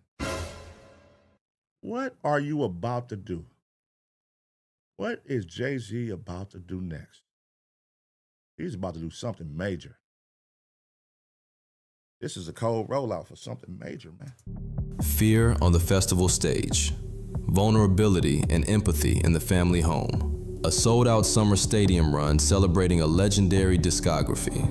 This is not the behavior of a retired musician putting out a project. So Jay-Z and Rock Nation, they're in line to help the Democrats take back government from Trump. You have to step back from the spectacle and ask yourself bigger play, bigger play. Okay, Akademiks, what you know, Akademiks? Cut us in or cut us out. Oh, this is definitely a setup for a big play. Now, is a political play? Okay. Is Jay-Z finna step in politics? Is Jay-Z finna run for mayor of New York? President of the United States? Y'all remember Kanye ran for president? And niggas really went out there like some dumbasses and voted for Kanye. Man, hell no, man. What the fuck? Niggas really voted for Kanye West, man. Y'all know that nigga is a walking time bomb. And niggas really went out there and voted for that nigga, bro. Y'all niggas is hilarious, man. Strictly logical question. Why? Why is a reclusive billionaire suddenly engaging in this exhausting, highly orchestrated visibility farming? If the ultimate goal is just to sell a commemorative vinyl at Target or to move some units of a new shampoo line, the return on investment for a man of his immense, insulated wealth makes absolutely no sense. He does not need the retail money. He does not need the fame. He already won capitalism. When a billionaire of this magnitude goes on the offensive and floods the media zone, it is never just for a victory lap. It is because a much larger, unseen entity is currently in play. So you know, man, you know what was one thing I was gonna say? They keep their family intact. You don't never hear nothing crazy happening like, you know, with like sports figures, you hear about the dad being a drunk. They report anything. Oh, the dad got a DUI. Like, why the fuck do we care that the NFL running back dad got a DUI? We don't give a flying fuck. But it's like they don't report nothing that happens with Jay-Z family, associates of his family. We don't never hear nothing. The Knowles family. Now the dad, he's a wild card. Beyonce daddy is a wild card. He be popping it. I just saw a podcast. He was out here popping it, doing his thing. I've been a billionaire. I've been a millionaire since the 80s. Woo, he was popping it. I was like, ooh, go crazy, Pops. But Jay-Z, where the fuck is Jay-Z cousins and brothers and all these motherfuckers? Where is it at? Where is them, man, what, your cousin? Jay-Z is your cousin? Where you at, nigga? You ain't doing no podcast. You ain't doing no podcast, nigga. If my cousin is Jay-Z, I am riding that motherfucking clout. That clout, nigga, what? I'm Jay-Z cousin, and this is my new podcast. That's my intro. I'm Jay-Z cousin, this is my new podcast. What? If I'm really Jay-Z cousin, you better, what? Jay-Z makes sure his family stay in line, though. Don't put them in the press. Don't talk about these niggas. Nothing. How Trump won the election, and as soon as he won, because Elon supported him a lot, he puts Elon in this position and gives him some fake position and was like, this is Doge. So the Democrats this year are looking for the people to be their Elon. Not necessarily in donating money, but in influence. I'm telling you this because I know it. So, if he isn't doing all this exhausting visibility farming to sell records or hair care products, what exactly is the end game? To find the answer, you have to dive deep into the digital underbelly of hip-hop media, where a highly controversial, speculative conspiracy theory is currently tearing the internet apart. Recently, prominent digital commentator DJ Akademiks has been loudly sounding the alarm, publicly risking his entire platform to expose what he describes as the darkest, dirtiest side of the music industry. He claims that Roc Nation is not just a record label, they operate like a mafia. He alleges that the company utilizes secretive touring deals, monopolistic control, and relentless bullying tactics to strong-arm independent artists and crush any form of industry dissent. Roc Nation is going to be, or they're trying to be, what they have been for the NFL and what they have been for when the Barclays was coming to Brooklyn. We could sell salt to a fucking snail. Yeah, I think he says that in the rap. He says that in the rhyme, I'm sure. But, you know what I mean? That's how you supposed to feel. I could sell water to a whale, salt to a snail. I could sell what? I'm supposed to feel like that. That's a hustler. I'm a hustler. I'm a hustler, homie. That's a hustler. He ain't wrong for feeling like that, nigga. So what? But the way he doing it is, some don't see, don't agree. But at the end of the day, does it matter to Jay-Z? The people who don't agree, do they matter in his eyes? That's what it all boils down to. The people that are complaining about the moves I'm making, do they matter to me? No. He don't give a fuck what you niggas is mad about. Because I'm Jay-Z. Black people listen to me when I speak. And right now, the internet is connecting this propaganda machine to a much larger, infinitely more dangerous political endgame. The rumor circulating through the back channels is that Jay-Z's sudden, inescapable resurgence is not organic at all. Look at that power couple right there. My woman is upheld as the biggest. Nigga, we make sure nothing stains or damages her image, her name. She's the biggest. You know what I'm saying? Beyonce is flawless in the media, in the press.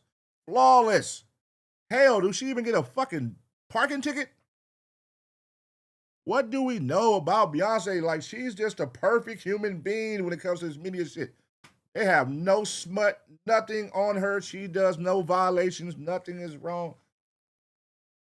At the end of the day, she's human, so there's got to be something going wrong. Shit. But we'll never know. Democrats need this. By the way, Kamala lost to Trump.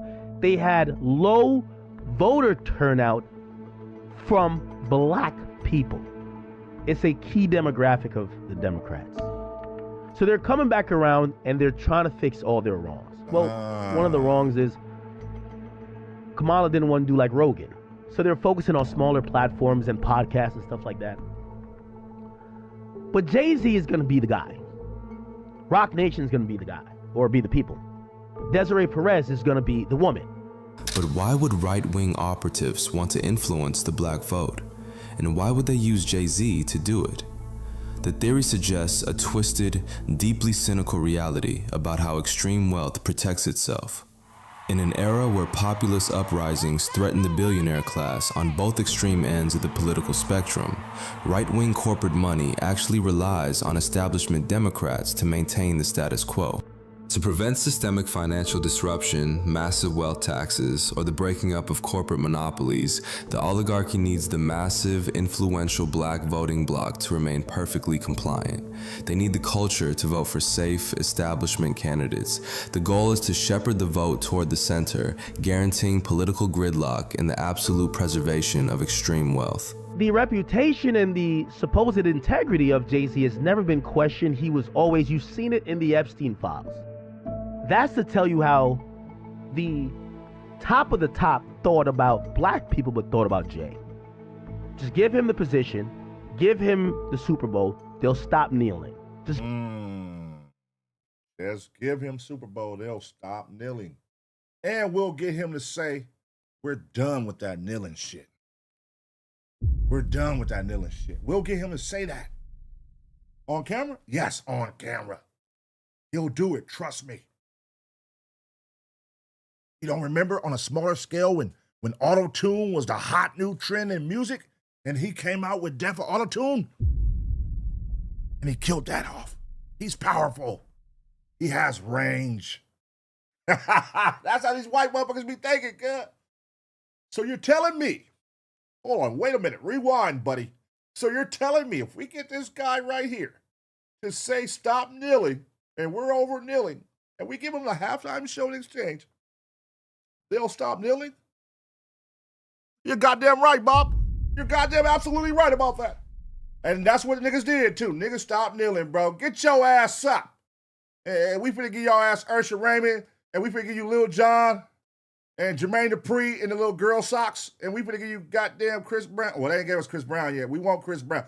Give us Chris Brown, we will get completely in line. You want to win the black women over? Put Chris Brown at the halftime show. They don't give a fuck. Hey, Jay-Z, when everybody start acting up and putting pressure on you, announce Chris Brown at the halftime show, brother. I'm telling you, it's gonna work. They're gonna forget about everything. These women are going to forget. They don't give a flying fuck.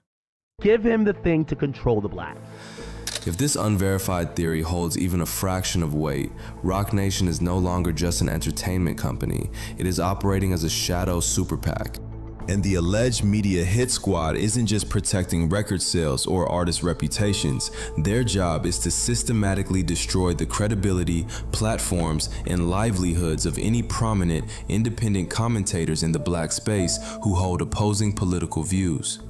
By monopolizing the cultural narrative and actively crushing alternative viewpoints, they ensure that the timeline is completely controlled.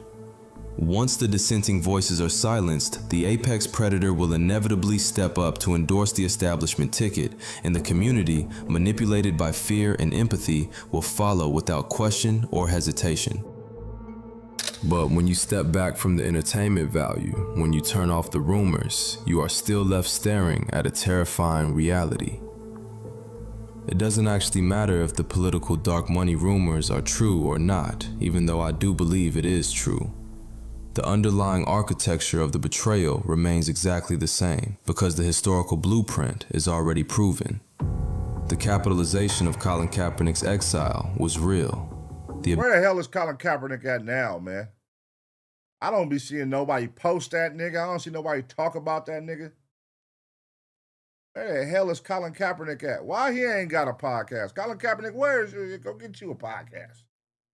We need to hear the real behind-the-scenes stories. What happened, man? Who stopped your movement? Who put a block on your movement, man? We need to know. This is the time. This is where you got to get Colin Kaepernick to come sit down with your ass. Niggas gonna watch. We gonna watch it. Colin Kaepernick, Akademiks. I will watch that. Okay, let's see what they're talking about. Abandonment of Target's diversity commitments was real. The strategic, calculated weaponization of black cultural outrage for corporate profit is an undeniable fact. The deeply uncomfortable question we are forced to ask ourselves is this: what happens when the exact same corporate playbook used to restore public trust for a football league is weaponized on a federal level? What happens to a community when its culture is entirely monopolized and internal dissent is systematically silenced by the very icons we elevated to protect us? If these patterns continue to hold true, Sean Carter is no longer a representative of black culture. He is a political operative operating under the guise of a hip-hop legend. The culture itself is no longer a living, breathing expression of the people or a tool for liberation. It is merely a distressed asset. It is an asset to be leveraged, packaged, and sold to the highest corporate or political bidder the absolute second it serves a billionaire's portfolio. I mean, he's a brand. He's a brand. Jay-Z said, fuck what y'all talking about. You know what they always say, man, growing up and in business, you need to know your worth, man. Know your worth. Feel me? And Jay-Z is one of those motherfuckers who knows his worth. Now, who does it crush along the way to get that money? Does he give a fuck? No. Should he give a fuck? No. Like, what's going to happen? People has complained about all these moves Jay-Z has made. Has it stopped his money flow? Has it hurt him in any form or fashion? He just keep getting more money, more money, more money, more money. So that lets you know he got some pawns in place. But if you do try to come at the king, you got to come with your best. And it's not easy to get me. I'm going to make these moves. I don't give a fuck how y'all feel. And I'm going to continue to just ball. Like, that's all. Like, we don't have nothing bad to say about Jay-Z, like their lifestyle. We don't know that when that elevator shit happened, that was like one of the most shocking moments when it came to that little monopoly of a family they got over there. It was like, what the fuck? Oh, shit. Oh, Solange. Oh, Jay-Z she his. And ever since that, you haven't seen a fucking thing, bro. It's been so squeaky clean. It's been so squeaky clean, bro. Jay-Z know what the fuck he doing. He a brand, bro. He like, shit, nigga, I'm not a man no more. I'm a brand, bitch. Y'all paying for the brand. When I come out here and make these moves, that's the brand. That's not Sean Carter. That's Hove, Rock Nation. I think he's just fully invested in that, man. And he does help those that are. It's like, okay, right now, if you get a position of power, are you going to help everybody? Or are you going to help the people that you love? I'm making sure with this power I got, I'm going to put my people in position. The people I fuck with, though, not the people I don't fuck with. And I think you feel the same way. So, hey, look, Colin Kaepernick, I was probably fucking with you, but you on some other shit, nigga. You hold on. I got them to the point where this is going to make sense for everybody, but you still on some super power, black power, super. Listen, I can't do all that, nigga. I'm finna grab this bag, and I'm finna make sure that my people is straight. You know what I'm saying? I'm finna make sure that these people get acts that I fuck with. They finna get a halftime show. West Coast, y'all got Super Bowl? I'm gonna give y'all Dr. Dre and Snoop Dogg. The Kendrick Lamar shit. Oh, yeah. Y'all know what that was. That was a snap. Hey, fuck Drake. Fuck all that. Look how that narrative came out. Lil Wayne. They had Lil Wayne come out and say he was hurt. I was like, oh, come on. Hell no, man. What the fuck, man? Lil Wayne, you came out and said you was hurt, they didn't pick you. That was some hoe shit. Lil Wayne, not you, brother. But, you know, Jay-Z, man, powerful motherfuckers. Will the reign continue? I think so. I think this is a build-up for something way bigger than we can expect or predict right now. Because it's like, what is this building up to? It's building up to something. Every time he do something, it leads to something big. So what are you up to, Hov? What is finna come from this? Stay tuned and find out, man. I'm gonna give y'all 2 seconds to smash a like. And as always, get ready for the next reaction.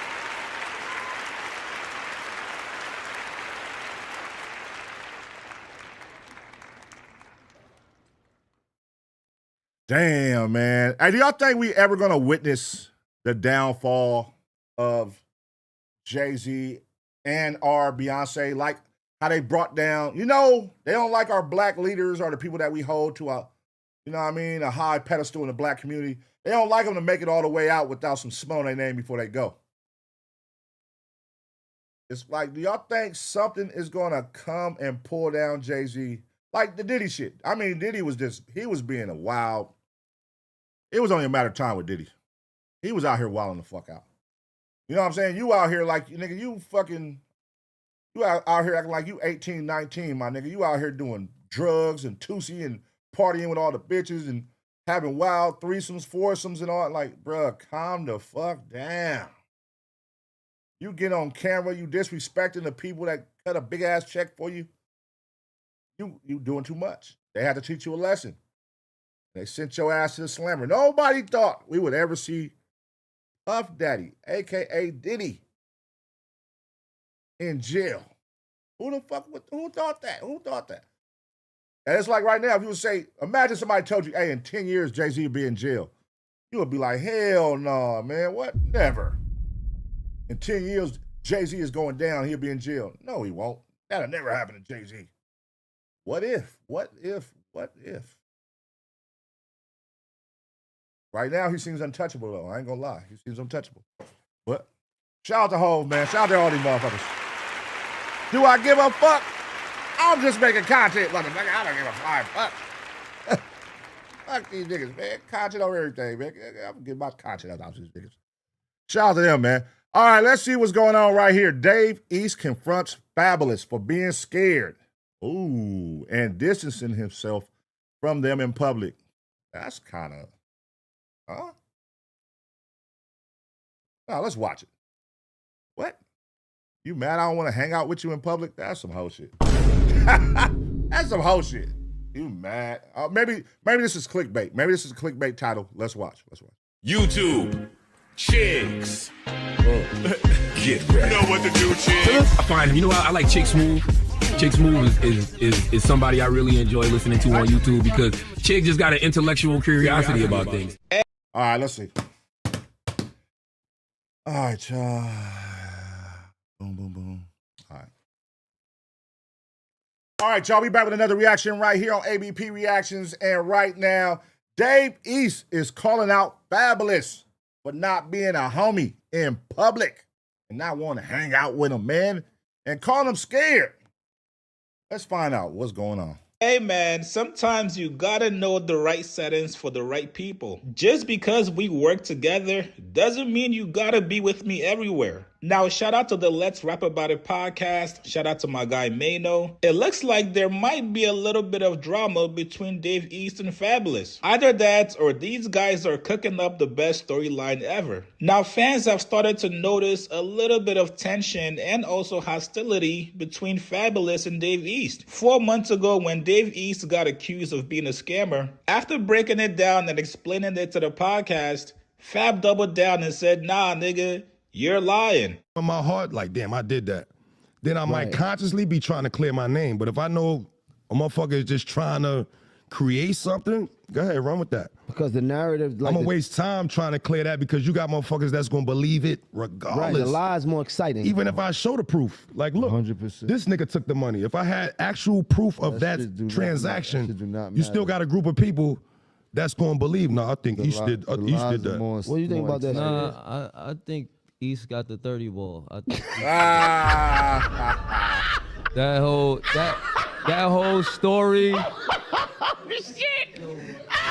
You just said me and Copper was the cheapest niggas. I'd have been splurging. I had that 30. Nigga, after all that talking, y'all wouldn't have picked listen. I listened to the whole you shit. spoke for 45 minutes. Yeah, it was too long. Hands you know down, niggas be in them rooms talking too long. You're like, yeah, that nigga did it. You did it. That's Brooklyn for you. Yeah, listen, you my man. I believe you though. He got that 30 ball. I got it. So you saying Dave got the 30? 30. So he was in on it, or he? I know who not to do no crimes with. It's a new FTD piece over there. You know it's so crazy because I So now fast forward to the BET Awards. Let's Rap About It podcast goes to the awards as a crew. Now, after sitting down all day together and doing interviews, when it came to the actual main show, everybody was together besides Fabolous. Now, I told you guys last week, Jim Jones got into it with a security guard at the That's why that nigga ain't moving with you niggas. Cause you niggas out here cooning, man. You out here, y'all come out here gang banging and want to be gangsters and Crips and Bloods and all that, and your entourages is out here reckless. That nigga Fabolous like, nigga, fuck all that. I'm trying to keep that squeaky clean, damn image, nigga. He ain't trying to associate no gang banging to his name when he come to LA. And I ain't mad at that. Like right now, when Fabolous comes to LA, we do not look at him like a Crip or a Blood. That is Fabolous. Fabolous could go over here and hang with the Mexicans. He could go over here and do shows with these people. Nobody feels offended by Fabolous, bro. Now, Dave East comes to the West Coast. We know he's a Crip. His entourage is going to be Crips. Jim Jones come, he's a Blood. His entourage is going to be Bloods. Like, you know what I'm saying? Fabolous like, look, I don't want that on my name, nigga. Fuck all that. I'm saying it without saying it. He's saying it without saying, look, we can do the podcast, but there's certain rooms everybody can't go. With certain niggas that's probably in your entourage that you're going to probably bring if you come. I can't invite you because we don't need him coming. It be like that, man. If you do business, you know that, man. Stop acting like that. show. From what it looked like, security was trying to get Jim Jones to move seats. And this was all happening while Max B was performing. While Mano and Jim Jones explained the story, Dave East took time out to call out Fabolous for basically being missing in action. He asked him, brother, I didn't see you sitting with us at the show. Are we too gangster for you? Let's give him context. Me and Jim, I'm sitting in 311, Cabo sitting in 310. He asked about a 317, He some shit like asking that. about somewhere else that we wasn't even sitting in. And Capo like, man, get the fuck away from me. Get the fuck away from me. He said, get the fuck out my face. Can't see your ticket, Get sir. from behind Get us. the fuck away from me. Conspiracy theory, what's going on? Like, why you standing behind us? To my man, I'm word. like, yo, we ain't gonna do it like that. What's the problem, sir? Yeah, the seat. Listen, I don't look. I don't know nothing about them seats, but you know, we ain't even. This is where we sitting at. But it was too late though, because somebody that was filming right behind us. Oh, I didn't know that was during Max B's set. That's funny. So Jim Jones was crashing out during Max B's set. I didn't know that. But I mean, obviously the beef, people not pushing that beef narrative right now. So if it was that narrative being pushed, they definitely would have highlighted that. This is my first time hearing that it was during Max B's set. That was the people right behind us that filmed that. They caught So a good quick one. though, bro. Like, quick. how you even know a Fast. nigga about to say what he about to say? They probably It's seen the it coming, bro. like, oh. It was the first get the fuck Soon as they seen the security coming up on Soon as y'all, you it get was close like- to Jim, like, yeah, the security must have fought. He must have bumped his head. Get this. So they wasn't, because I see a lot of stories My about. thing was why the black security sent him over there. I was like, it was like. I think that they thought that maybe we was the faces that they knew, and maybe they thought that everybody in the row was with us. So the thing was like, yo, it wasn't about them trying to move you. It wasn't about them trying to get you out your seat. He actually came and said something to you about something that didn't even have nothing to do with you. You talking about a seat 5 seats down. Why are you asking So me? your response was valid. Get the fuck in my away from opinion, me, get the nigga. fuck away from me. Why are you Fuck wrong over here with you? for? I get it. You could have asked anybody else on this road. Maine said I should have did it like this. Yeah, should have pulled him to the side. Yes. I think Jim Jones be spazzing out, man. Get back to that. Yeah. Do it like a gentleman. Fuck away from me, nigga. Fabolous is not fucking with you niggas. I'm still surprised that Fabolous is even doing a podcast with these four. I think I get it, but I would have expected if Fabolous was like Jadakiss and Fat Joe. When I saw that, I'm like, oh, that makes sense. But when Fabolous sat down, I think when we first seen it, we all was like, wait, even though they homies, but wait a minute, this don't look right. Not for Fabolous. But, I mean, hey, let me know what y'all think, man. How did it pan out? Now that we beyond the initial announcement of them being a podcast, and we are, what, years in? Or how long has it been? A year and some change? How y'all feel about their podcast, man? Let's talk about it. Let's rap about it, my bad. Let's rap about it. How y'all feel about it? I don't feel like I get a lot of clips. I don't be seeing a lot of clips from their podcast on shit.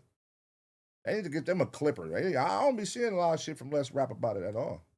I see hella shit with Joe and Jada. I don't never see.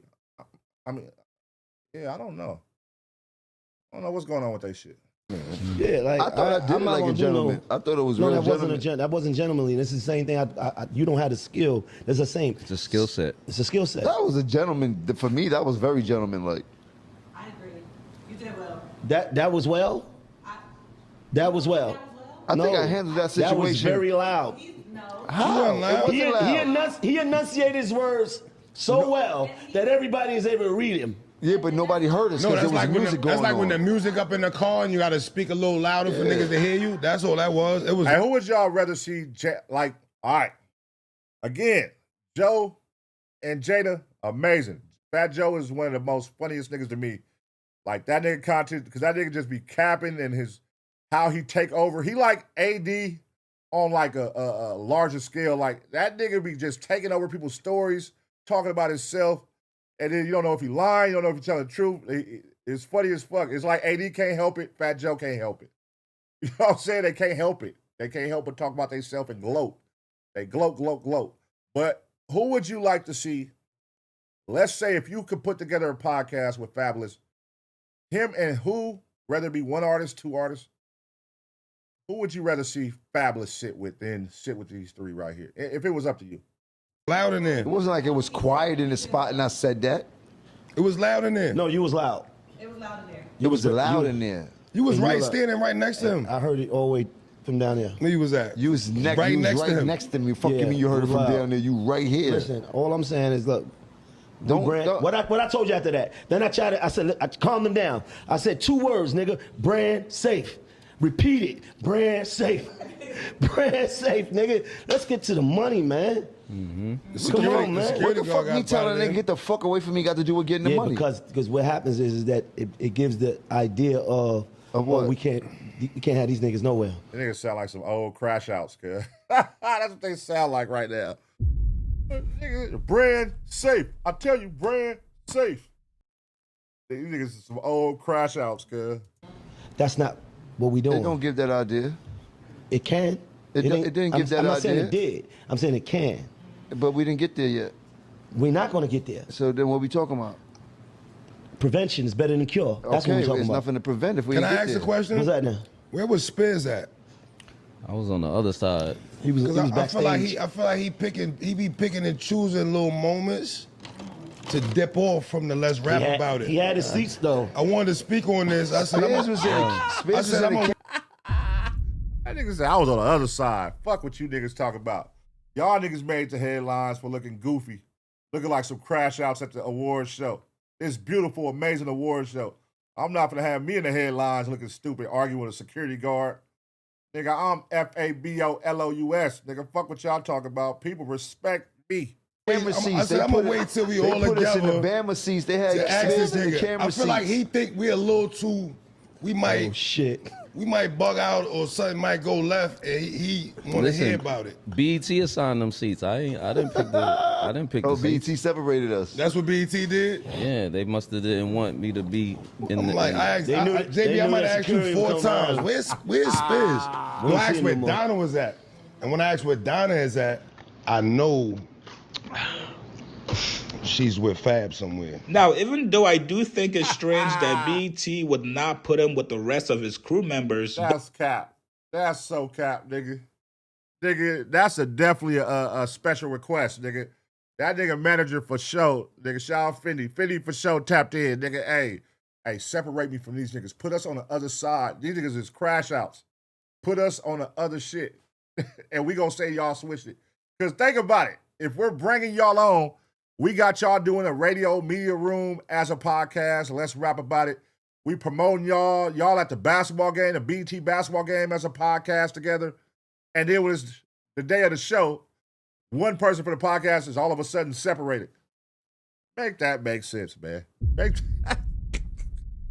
that. That's a special request right there. Hey, put me on the other side. Don't put me by these niggas. Man, put me on just in case. Just in case, because these niggas are crash outs. You see what Mano over here talking about brand friendly when we in public. Brand friendly. Like, you got to remind this nigga at 50 years old to be brand friendly is crazy. 50 years old and we still talking about be brand friendly? Like, niggas. Y'all niggas is crazy. Fabolous ain't dealing with that shit. But I gotta believe Fabolous. I don't think he went to BET and said, yo, you see those three guys right there? Those hoodlums? Put me in a whole different section, a whole different aisle away from them. To me personally, this is just a case of BET looking at Fabolous as somebody who's a platinum selling artist, somebody who's on a whole different level celebrity-wise. So it looked like they just treated him accordingly. Personally, I don't think Fab is going out of his way to avoid being seen with these guys in public. And listen, man, if we just spent all day together doing interviews, hanging out, drinking, eating, dog, I think I should be okay if I'm away from you guys for at least 2 hours. I don't think Fabolous said, yo, Max B is going to be at this show, so let me not be near you guys because shit might go down. But man, we not a fucking boy group, nigga. If I don't want to sit by y'all, I'm a grown-ass man. I don't want to sit by y'all. Goddamn, it's no disrespect, but, nigga, goddamn, we not a boy group. You know what I'm saying? Shit, nigga, I can sit where I want to sit. Y'all still my dogs? Well, I just want to sit over here, nigga. I want to chill over here. Let you guys get in the comments below. What do you guys make of Dave East confronting Fabolous? Do you guys make anything of this situation? Do you guys think it was odd? Like, let's go, man. All right. That's all content right there. That's all content. It sounds like Davies. Yeah, you know, it'd be truth behind every little joke. He probably was serious with the joke, but at the same time, I don't think he's really mad about it. But it is something to call out. Like, why your ass sitting way over there, man? You scared, nigga? But I don't think he's mad to where, you know, it's a beef on the rise between them two over that.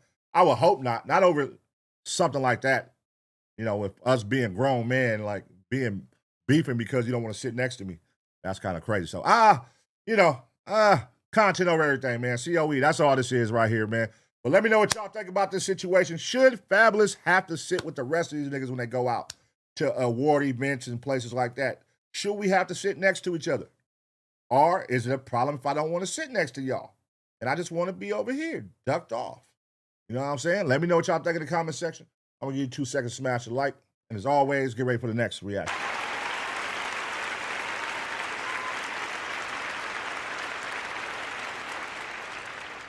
I'm your favorite rapper's favorite rapper. Your favorite trapper's favorite trapper. All right, man. All right, cool. I'm going to get up off this motherfucking man. I just jumped on here to freestyle and look at some of these motherfucking reactions. Let me see. Hold on. Let me see. Just look at a couple of these reactions. Let's look at this one before we go, though. Let's see what's going on right here. Before we get up out of here, let's watch a little Law and Crime one real quick. This man is about to... Let's see. Let's watch a little Law and Crime real quick. Man, one time. All right, y'all. We back with another reaction right here on ABP Reactions. And right now, we finna see what happens when a tough guy tries to go head-to-head with a taser. Let's see. This man is about to instantly regret grabbing a Florida cop's taser. Don't fucking touch me. Stop resisting, motherfucker! He's got my taser! It's 6 a.m. when officers respond to a family dispute. A homeowner wants a relative removed after a long night of arguing, but when police wake the man inside, everything spirals out of control. disrespectful, calling me bitch, you know, thing like this. I mean, it's one thing that, you know, we help you, we're supporting you. But in my own house, you trying to be physical with me and then, you know, calling me name, you know, thing like this. So what do you want us, what would you like to see happen today? We want that nigga out of his house. I just want you, you know, just maybe give him a warning or give him a or maybe I have to file a restriction so he won't come back here. But I want him to know, you know, he's not supposed to come back here.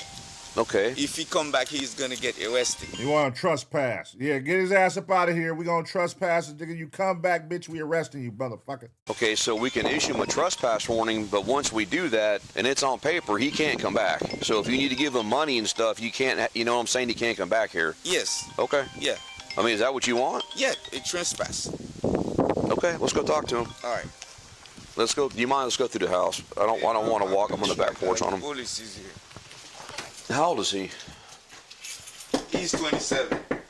Jesus Christ. There he is. You can't even get in your own house?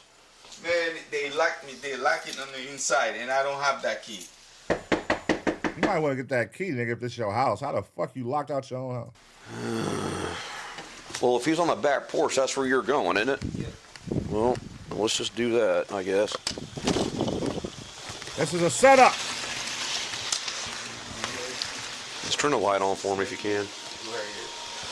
Oh, he got that nigga sleeping on the goddamn patio.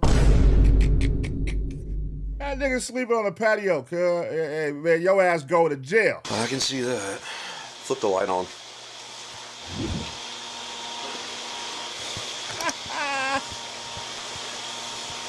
Wake up, Boda. Hey, get up, man. Wake up, man. Sheriff's office. Get up, bro.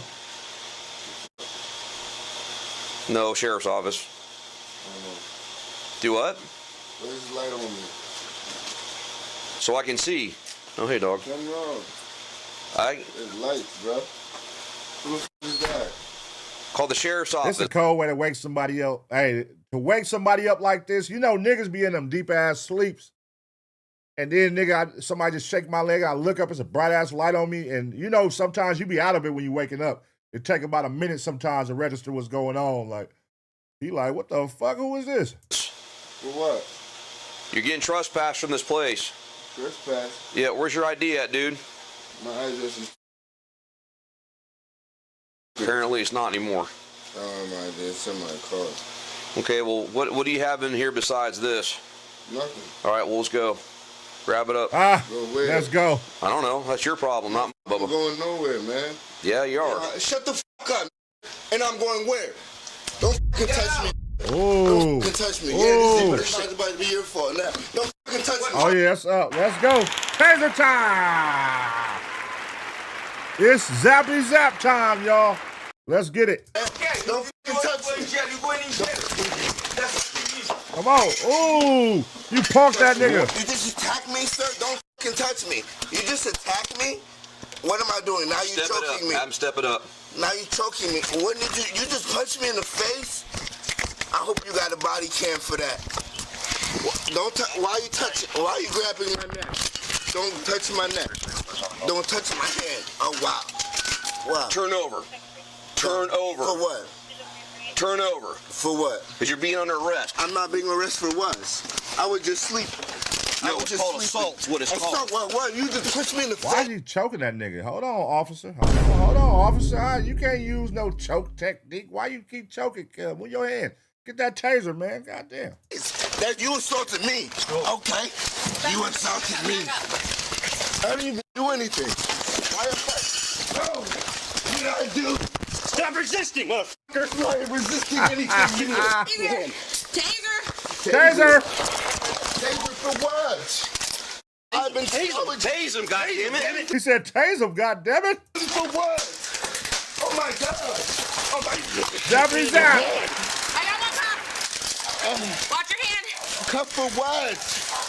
What's going on? Oh, your fucking arm. This guy just punched me in the face. You're goddamn right I did. Shut up. Oh, what? God, nigga. Hey, this cop right here is an asshole, cuz. God damn. Hey, this cop, listen, God damn, hey, you overly aggressive. But listen, some of these reaction videos be needing this type of nigga right here. Because, boy, it be some soft-ass cops that ain't about shit. This nigga with the bullshit. For what? Tase him again. Give the taser. Tase him again. I'm gonna let it go. Let it go. Let it go. Let it go. I just got to attack me. Stop. Stop. Stop. Stop. Stop. Did he still have it? Yes. Stop. Let go. Let it go. Stop. Stop. I'm gonna shoot you. Let go of it right now. He's I'm gonna shoot you. God damn. Because he's holding a taser, you gonna shoot him? That's crazy. That's a little crazy.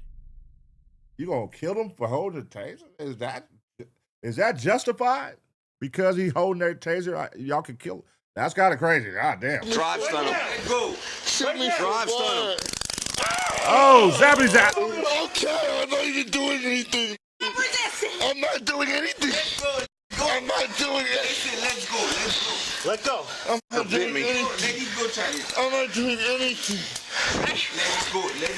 Look how this cop is crazy. Put your hand behind your back. Oh! I'm not doing anything. Oh, zappy zap. Oh! Oh, they got him in the chest. Oh, he got him. Oh! Oh, he turned his ass up with that taser. Oh, shit. Oh, he turned his ass up. Oh, he ain't let off that motherfucker. God damn. He been holding that taser down for about 30 seconds, tearing his ass up. Oh, shit. Show us your fucking hands now. Give us your fucking hands. Oh, shit. He still ain't let that motherfucker go. God damn. That nigga is riding that taser. He's riding the taser. God damn. Hey, that's probably the longest an officer has held down the goddamn taser. That motherfucker, he was holding that bitch. He's still holding it. Oh, shit. Where's your taser? I got mine right here. Got it back? Yes, yes. I got one cuff. One of my cuffs. Hand. There's a taser right there. Who's got that? That's his.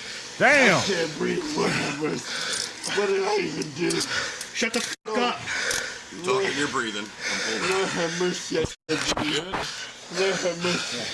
God bless. Jesus. God, what did I do? Knife. God. Why did I just get it? Looks like one of ours. Yeah. What did I even It's mine. They tore his ass up. Golly, brother. God. I mean, listen, that taser will definitely shift their energy every time because he was popping it. Y'all see his energy in the beginning. He popped it. Get the fuck up out of here. Don't talk to me. And that taser got his ass. Never fails, man. Never fails. Let's go. What did I do? Hold on. Oh, easy. Take a breath. TJ, calm down. I can't Say, breathe. I can Calm charge down. that I motherfucker. can't breathe. Anyone have lead control on their way? 236-273. I can't breathe. Some of this guy just punched me in the face. He said that nigga gonna need to charge that motherfucker. He gonna need to charge that taser. That battery is drained, bro. That nigga held that motherfucker down for a long ass time. God damn, I'm For no getting this reason. pros. And tase me. I can't breathe, sir. I can't breathe. You bit me. God damn I it. can't breathe. Please, somebody call the police. Scene secure. Call We are the the ambulance, please. Please call the police. All right, step him up. Let's get him going. I need this. Somebody please call the police. Right there, right. Because I'm not the police. You guys just tase me. Jesus Christ. How many fucking... I'm just trying to damn... Hey, TJ, hold up, bro. Hold up.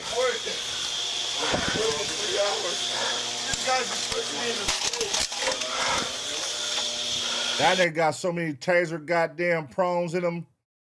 Golly.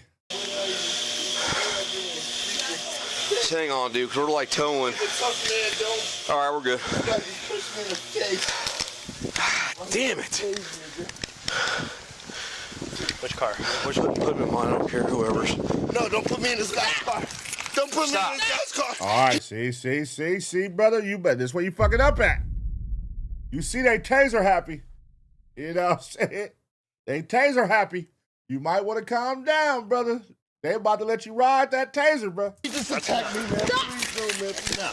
You don't have a choice. No, this guy just attacked me. Stop. This guy attacked me and put me in the face. Open your door. Please, please. No. Let me go with you guys. Let me go with you. This man just attacked me in the face. Please. Get in the car. What did I do to you people? What did I do to you people? He's getting ready to attack him. You okay? Yeah, I'm fine, sir. I thought Look at Big Tigger. Big Tigger done got the nigga kicked out the house, man. God damn it, Big Tigger. he's gonna go after you. Yeah, I know. Ow! Are you okay? Uh-oh. It bit me. Uh-oh. Let me get some T-Rell. He was charged with domestic violence assault, resisting an officer without violence, and 2 counts of battery on specified personnel. The felony battery and domestic violence charges were dropped, but he was found guilty of resisting an officer without violence and sentenced to 12 months of probation. He was also... Oh, that's cool. He got a slap on the wrist, man. He got a slap on the wrist. 12 months of probation. Trespass from the house. You ain't got to serve no time. You good, nigga. I mean, you should have put up a better fight, though. A better fight at least, goddamn. But, man, I mean, you started out with that good energy like, nigga, hey, nigga, don't talk to me, bitch. And that Taser set your ass down, man. Every time, never fails, man. Let me know what y'all think about this situation. Now I'm going to give y'all 2 seconds smash the like. And as always, get ready for the next reaction.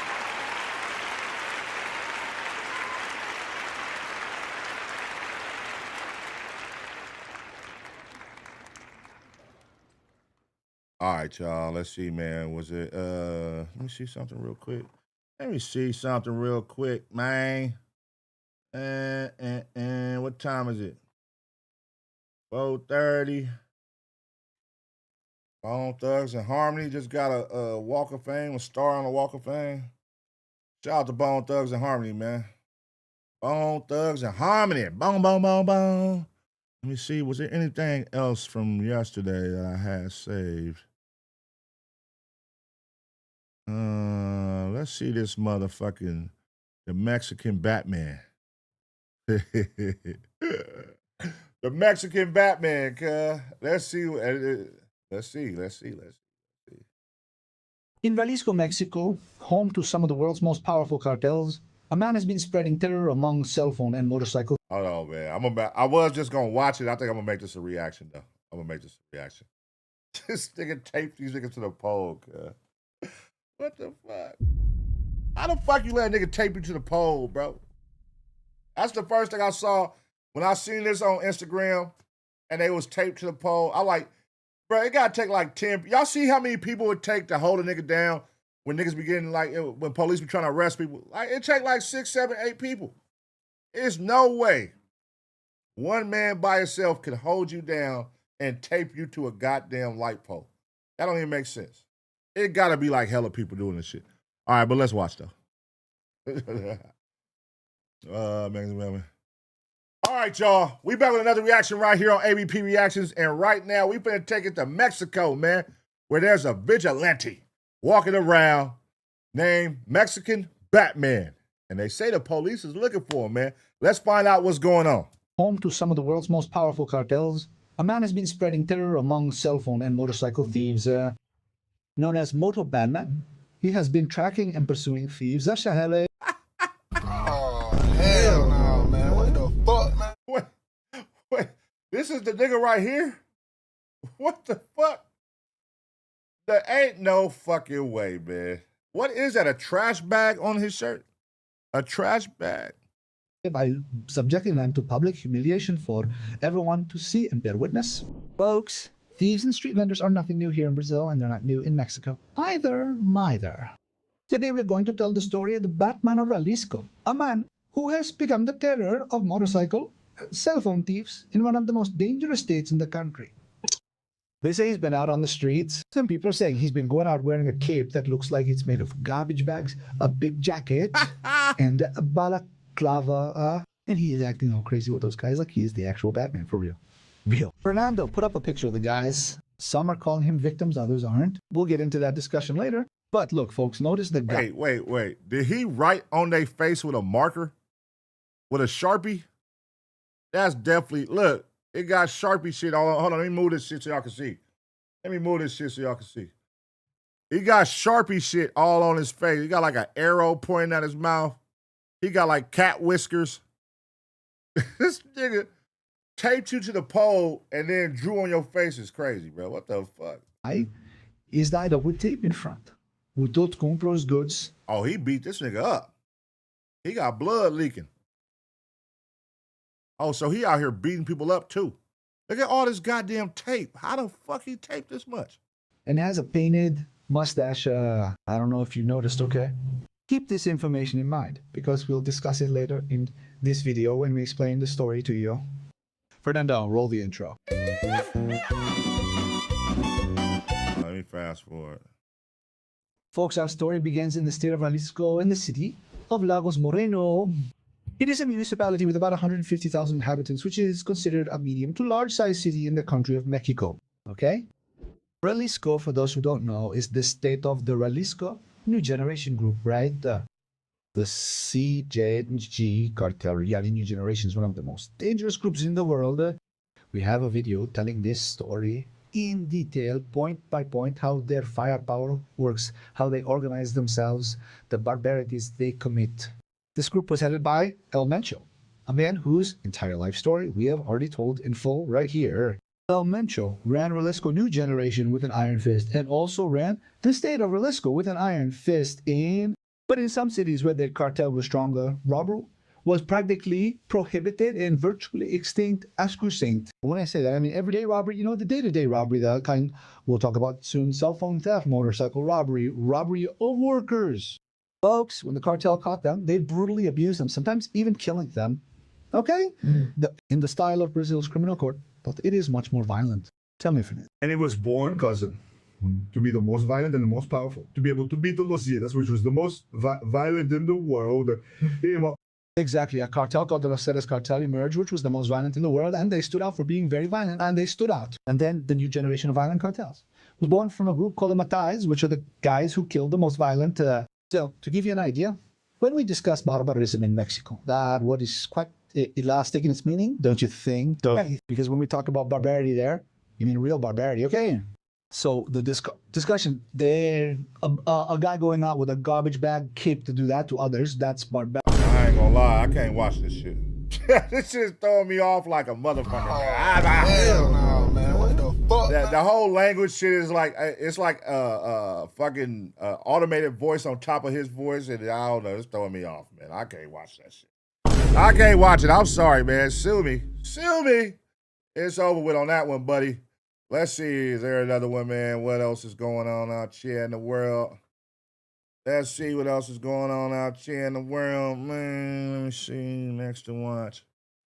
All right. Let's see. Point and shoot, man. Point and shoot. Let's see what point and shoot. My boy is back, and he is on Poetik Jallah. So he did a scammer part 1 video. So this is a scammer. This is a scammer part 2 video. He doubled down and did a part 2. So what is the new scam that Flakko got going? That last one was funny. If y'all haven't seen it, we did a reaction to it. But Flakko was selling like a book with like 4 pages on how to get rich on YouTube for $100 or something. It was a cold little hustle. It was a cold hustle. I don't know who bought it. Did you buy it? Did you buy that book by chance? But let's see, man. Poetik Flakko. Jallah Scam 2. He called it Jallah Scam 2. That's funny. That's a funny title. Short, simple, to the point. Hold on. All right, sir. All right, hold on. Let's go. All right. Scam that scam. Part 2. Part 2. Flakko, you got a new scam, man? Hey, this nigga point and shoot don't let nothing go by, bro. He be on they ass. All right, y'all. We back with another reaction right here on ABP Reactions. And right now, the officer. What's his name? Is it the officer? Wait, what? The sheriff. Sorry. The sheriff. I call him the officer. The sheriff. All right, y'all. We back with another reaction right here on ABP Reactions. And right now, the sheriff is back on Poetik Jallah, exposing a whole new scam once again. Let's find out what it is. Let's go. All right, so for this video, I want to talk to you guys about Poetik Minyango Jallah's latest scam Jallah is my that he real came name. up with. Wait until you see the devised plan that he came up with to get rich off his own supporters by scamming them. Wait till you see this. What Now, the we all fuck? remember by now the last scam that Jallah did where he was trying to sell a 4-page book on how to easily make $10K a month on YouTube. I can teach you how to make $10,000 a month, bro. It's easy. I don't even gotta sell you. Look at my channel as proof. I want to teach you how to make your first 10K and then 100K once you get your 10K. Got to step up. This nigga Flakko. Wait, who was you talking to, Flakko? Just any regular person off the streets? You can make them get $100,000 that easy? That ain't easy, brother. Step book on how to make your first $10,000 a month on YouTube and grow really fast using secrets that I use that I don't hear nobody talk about. I have a step-by-step book on how to make it on YouTube and make your first $10,000 a month fast and in a hurry. I can show you without a doubt how to make $10,000 a month on YouTube, bro. All right, like So easy. I made a video about this scam and it did a lot of damage to Jallah's reputation because of how true it was. And so Jallah actually received more backlash for this get-rich-quick scam that he was selling to his audience than he did for paying that teenage human trafficking victim to sleep with him and have sex with him in his bed. Time I messaged this chick and began conversation with her. May 21st of 2025. I then asked her, how old are you? She says she's 18. She posted her ID today to prove that 18, 19 now. Flakko, you purchased the little Destiny, bro. Now, I thought that he would have received a lot of backlash for this, but because she just turned 18, everyone seemed to be cool with it. How old are you? How old are you? How old are you, Flakko? me now, right? Yeah. Right? And like a what? Nigga, how old are you? What the fuck is he talking about? I'm 28 right now. Yes, bro, I'm 28 right now. In 2025, 26, Hold 27. on. Run that back. Now, right? Yeah. Right? And I'm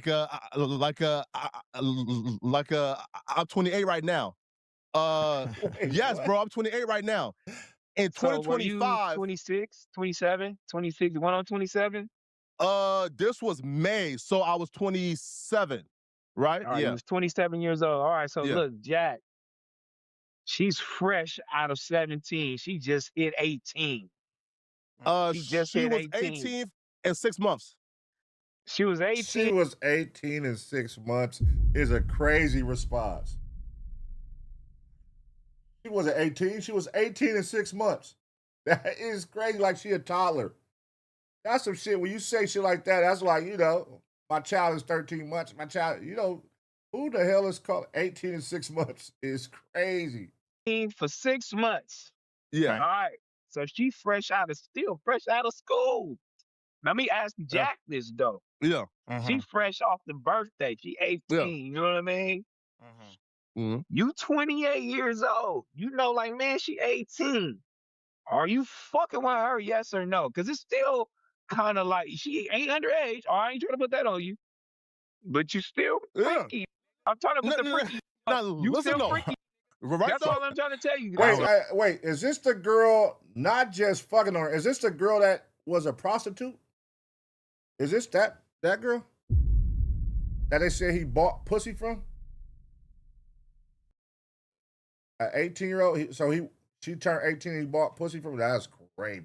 Buying pussy from an 18-year-old. That is a crazy. If this is the girl that was selling pussy at 18 and you bought an 18-year-old pussy, is crazy. Freaky. You I gotta want to keep say that though? Yeah, you're a freaky listen up, bro. nigga. Hey, listen You're a up, bro. freaky nigga. Hey, Finn, wait, listen up, bro. Right, Finn, listen up, bro. If you want to say, Flakko, you feel me? Like What's a that? 9 years or 8 year time frame is out of control. All right, cool. But just don't put the pedophile on me, right? When that's not true.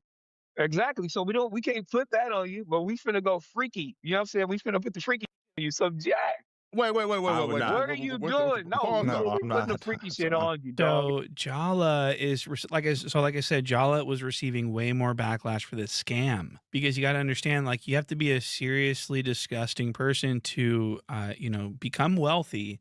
And then once you become wealthy, then you start scamming the people that made you wealthy by supporting you. Frederick Jallah is my real name. And he targeted his own audience and was telling them that he could guarantee them success within 3 months on YouTube. Success, $10,000 a month. And he couldn't deliver on that. Everyone knows that he doesn't know how to. I mean, why doesn't he make another YouTube channel for himself? He's got 2 YouTube channels. One of them failed, right?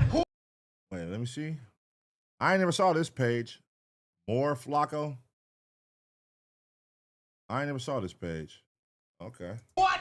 And I made all these points in the video about how he sells a book on how to do something for $100 that he can't do even for himself. Or his sister, who he allowed to use his entire apartment and his thumbnails and everything. She couldn't even do it. She failed too. Popular TikTok couple announces a divorce after a cheating scandal arises. Wait, what? When did this happen?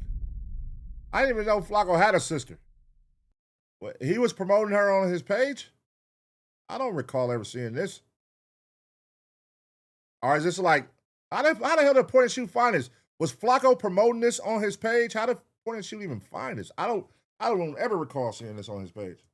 And somehow everybody is on the cheater side. So she quit YouTube because it wasn't paying any money at all. So not only was she not getting rich like Jallah guaranteed that he knew how to do, she wasn't making a fucking wooden nickel off this shit. So she had to just quit. And so people were mad about this. Okay, this was not something that, I mean, people held him to the fire over this. And the No Jumper Reddit, this was what the straw that may have broke the camel's back with this Jallah, because they hate him now. The No Jumper audience hates this Jallah, although they've always hated him, if that makes any sense. It's me. Frederick Jallah is my real name. Shmee, he claims it's me. Now, this was the major reason why Jallah ended up leaving No Jumper. It's because of the hatred that he receives from No Jumper's audience. Jallah feels that he's becoming so big time on YouTube now that he needs to start protecting his brand. Yeah, nigga. Flakko said, I ain't got to come over here and fight with Lush and all these other niggas no more for $150, $250 an hour. Nigga, $250 an episode, $150. Nigga, I'm making all this bread right now. He's out of there. What? And I can stay over here and really make the content I want to make and piss people off and they can't get to me? Because if I piss people off and I'm at No Jumper, they could pull up on me. I ain't going to do that. So really, it feel like you've been holding him back from being what he really wanted to be, which is now this nigga on the internet going ape shit crazy on niggas and exposing murders and shit. But why would he come back? Why would he come back? Why would he have to? His image, so he can't be, every clip that he's in, he can't be getting hated on in the comments. So do you know what he did? Do you know what Jallah did? He left No Jumper and went over to Figmunity World and started a show with T-Rell on Back on Fig. Hold on, wait, wrong button. He said went to Figmunity World. No. He didn't go to Figmunity World. He went to T-Rell Back on Fig. It's Figmunity World, yes, but that's not technically, that's not all of us. That's Back on Fig. That's Back on Fig. Oh, hell no, man. What the fuck? Man? Don't put that on us, Batman. FMW. Don't put that on us, Sheriff. You know what I'm saying? That is Back on Fig. That is Figmunity, but that's Back on Fig. That nigga said, hold on. Damn. Wait, hold on. Wait. How do y'all look at that like that? For those of y'all who tune into all the FMW shit and y'all big FMW Taser gang, Ace Pit, y'all look at Jallah as now in the Figmunity world? I don't think so. I don't think y'all look at it like that. He's now he's the Figmunity world? No, I don't think so. Changed audiences. He changed audiences because he thought that he was going to go to Figmunity World and everyone was going to love him over there. The audience was just going to cheer him on. And they did not cheer him on. They hate him over there too. Like when I'm FMW fan base, we don't look at Jallah like he crossed over to our fan base. I don't look like he crossed over to our fan. I think he's just doing his own thing, and he did a show with T-Rell. I think that's how people look at it. Like he's over there and doing his thing with T-Rell. I think people still look at him as no jumper. If anything, if they're gonna associate it, they still look at him as no jumper. If they don't look at him as like an independent contractor. But no, hell no. FMW, what the hell? Platform. It's weird. Like, y'all share similar audiences and both hate me. And I don't understand why. I don't understand that either, though. And so, as you can see, Jallah is very stupid. He doesn't even know. So he's like, they have very similar audiences, but I don't understand why both would hate me. What? Because they're similar. You just fucking said it. So Jallah doesn't even know what the fuck he's talking about half the time. So you got to understand. So this is what people need to understand, is that we're dealing with Jallah. This is not a normal situation. They're similar audiences and both hate me. And I don't understand why. I don't understand that either, dog. I'll be real though, it's the 15-year-old Mexicans who be fucking with y'all that hate me. And like, I don't know why, because I fuck with my Mexicans. Right?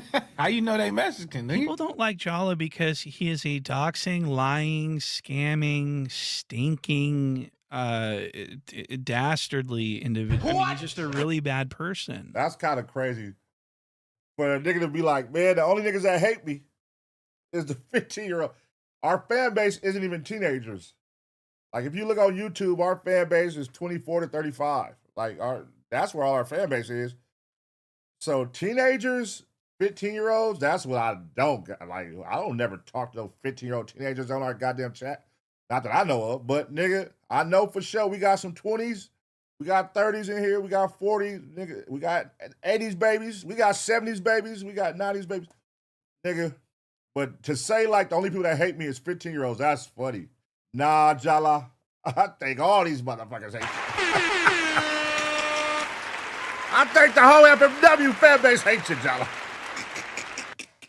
But they watch the content. They fuck with it. Oh, that's funny. And I want to point out that after my expose video came out exposing his scam, after the video came out, immediately he stopped promoting the scam.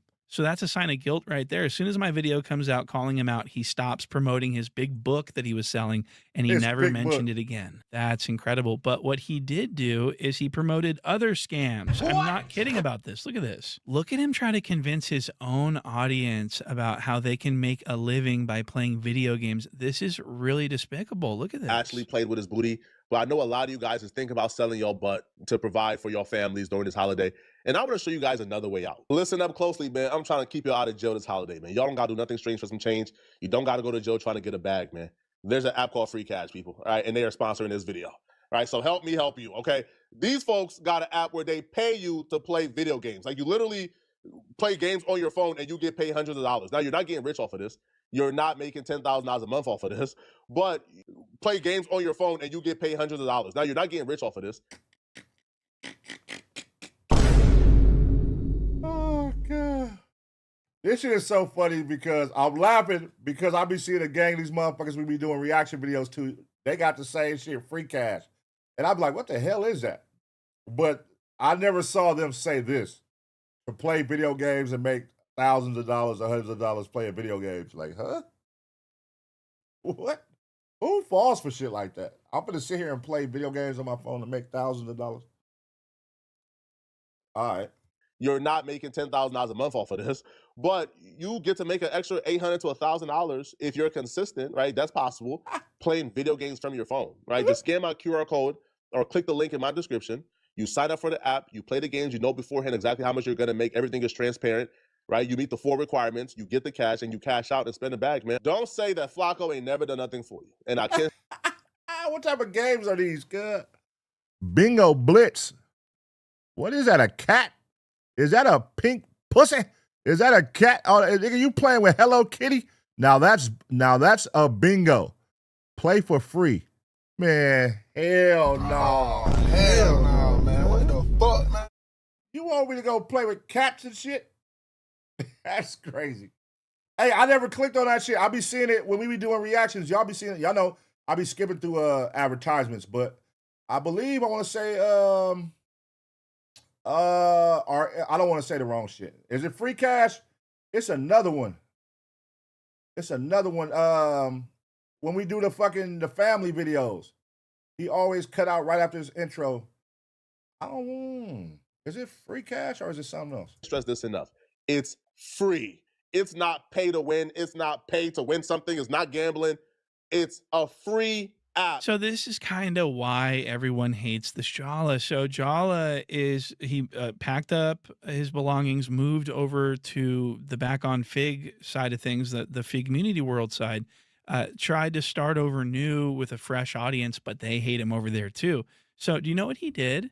He decided to run another scam. What? Before we get this video started, if you want to learn how I made $142,000 from YouTube this month, join my community by clicking a link in the description. That's where I give you guys all the tools to grow on YouTube and make money, as well as offer you guys the opportunity to make videos with me, to do joint videos, joint reactions that get posted on both our channels. I also promote your videos on my social media pages.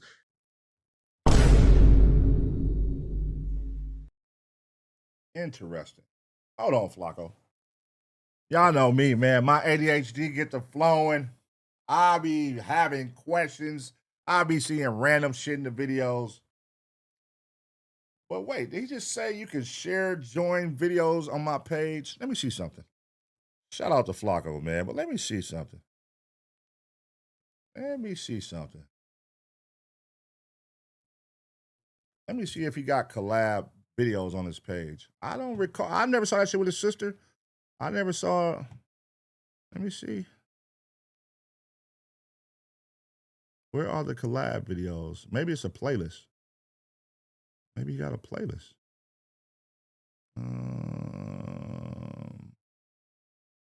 Munchie B, Drake Her Loss, Hip Hop Stories, Breakdown of Murder Case, Stupid Criminals, Daily News, Viral Clips. I'm trying to see if he got a playlist with like collab videos with people he helping out. I don't see nothing though. I ain't never saw a collab like a. Huh?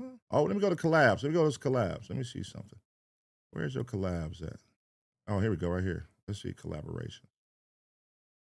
Let me see collaborations.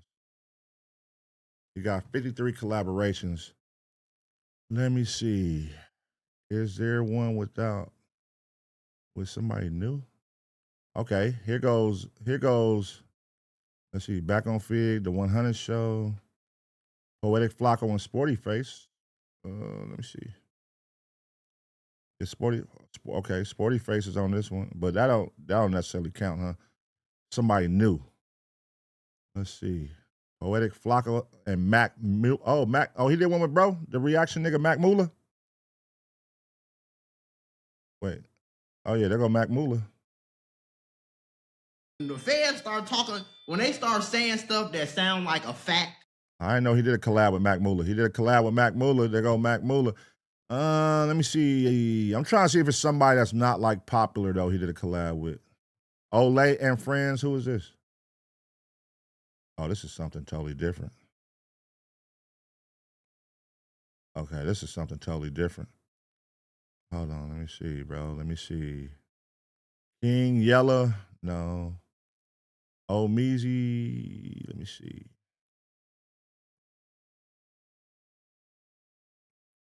Oh, he did a collab with bro?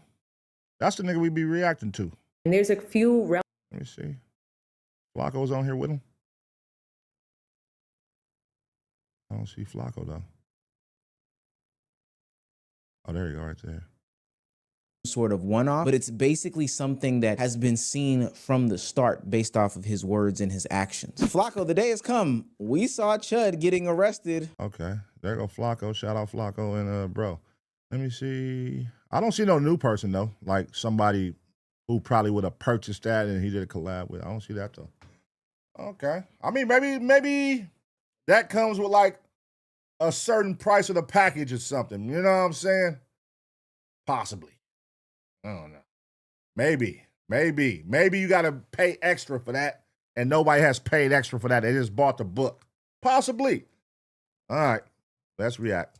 Join my community by clicking a link in the description. That's where I give you guys all the tools to grow on YouTube and make money, as well as offer you guys the opportunity to make videos with me, to do joint videos, joint reactions that get posted on both our channels. I also promote your videos on my social media pages. Don't you want to work with me? Like, click the link in my description to join my community. Let's get started. Let's grind. Let's make money together. All right, so this is actually the same scam as before. I mean, what the fuck? He changes the wording around so he's not guaranteeing you generational wealth within 3 months, but he is saying that because he made all this money that you will too. He has all the tools that you need. He can make his team.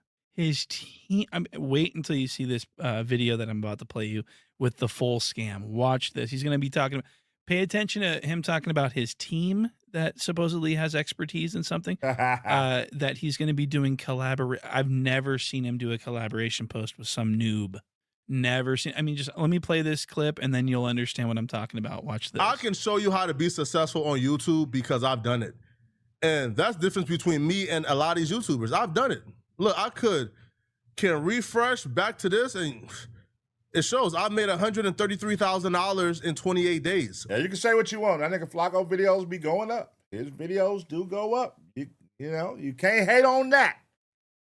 Them videos be going up. 14 million views, 1.9 million watch hours. I've done it. Then why is your sister, who you gave one-on-one training to in your studio, you gave her all your formulas, all your secrets. She failed miserably. Why is she so poor if you're so good? Why is your sister so broke? And why did she have to go back to work at the SPCA? That's what I want to know. I know what it takes to be successful, and I want to teach you how to do it. This is not a man here and you figure it out on your own. No, this is a daily coaching where I correct mistakes. And my team will show you. Why is Flakko in the background, cuz? Why is he in the background of her video? Why is he in the background of her video doing the Birdman hand rub? Man, get your ass off the goddamn camera, man. Get that fuck from right there.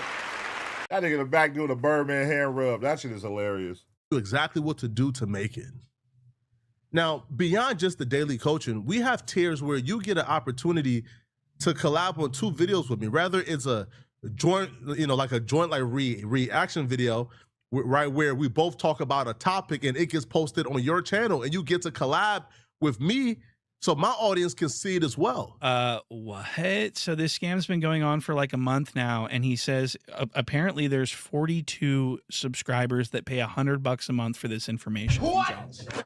That is very suspicious. I'm wondering if he's padding the stats, if he's actually, what do you call that, sandbagging? Oh yeah, astroturfing. That's what he's, so I think he's astroturfing because there's no way that 42 people are paying $100 a month for training. I mean, how could you possibly? So he's got. Listen. Maybe because you niggas is invested and don't fuck with Flakko, a lot of people, but there are people out there who respect what his page is doing. I respect what his page is doing, nigga. He out here dropping videos. He consistent. He going crazy, and they be good. You can't hate on that shit. I don't fuck with when he do the murder shit and pinning murders on people. I don't fuck with that type of content. But when he be doing his recaps and breaking down shit, he does a great job. So if there is somebody who's out there and they like, hey, for $100, can you just teach me that? How you doing that? That's a great investment. It's not like you paying somebody who videos ain't moving. His video's doing 100,000, 100,000, 100,000, 100,000. Like, it's moving. That's worth $100. Shit, that's $5 $20 bills, nigga. Here you go. What can you teach me? Now, if you can't teach me shit, I'm going to complain. But obviously, $100, if you give me some game, if I could leave here with something that I didn't know before about YouTube or how to do these videos, and I could leave here with that knowledge of just how to get it started and going for $100, that's a fucking win. That's a win. If I couldn't research it on YouTube and figure it out, but I can tap in with you, pay $100, and you teach me and I can leave and now start my YouTube journey, that's a win. Just to be fair, that's a win. So it's not like that's some unrealistic. It ain't like he's saying $10,000 to talk with me. $100 is realistic. I can see 42 people paying for that. Yeah, for sure. 42 people that he's working one-on-one with every morning. He's got 42 people he has to answer to. This just doesn't make any sense at all. I don't know about that. I don't know about waking up working with 42 people every day, but somebody paying, I can see that. He's supposed to be doing collaboration posts on YouTube and Instagram and Twitter. I'm not seeing any collaboration posts. So I need to know what is going on. So there's 42 people that pay for this. I'm not seeing anyone being promoted at all. And I'm not seeing any testimonials of people saying, oh my God, Frederick Manyango Jallah has saved the day. He's made me fucking rich. What? That right there is a vehicle for you to accelerate your growth fast. You get to collab on videos with a YouTuber with 400,000+ subscribers who have made it. You get up to 10 Instagram posts promoting your channel, 10 Twitter posts promoting your channel.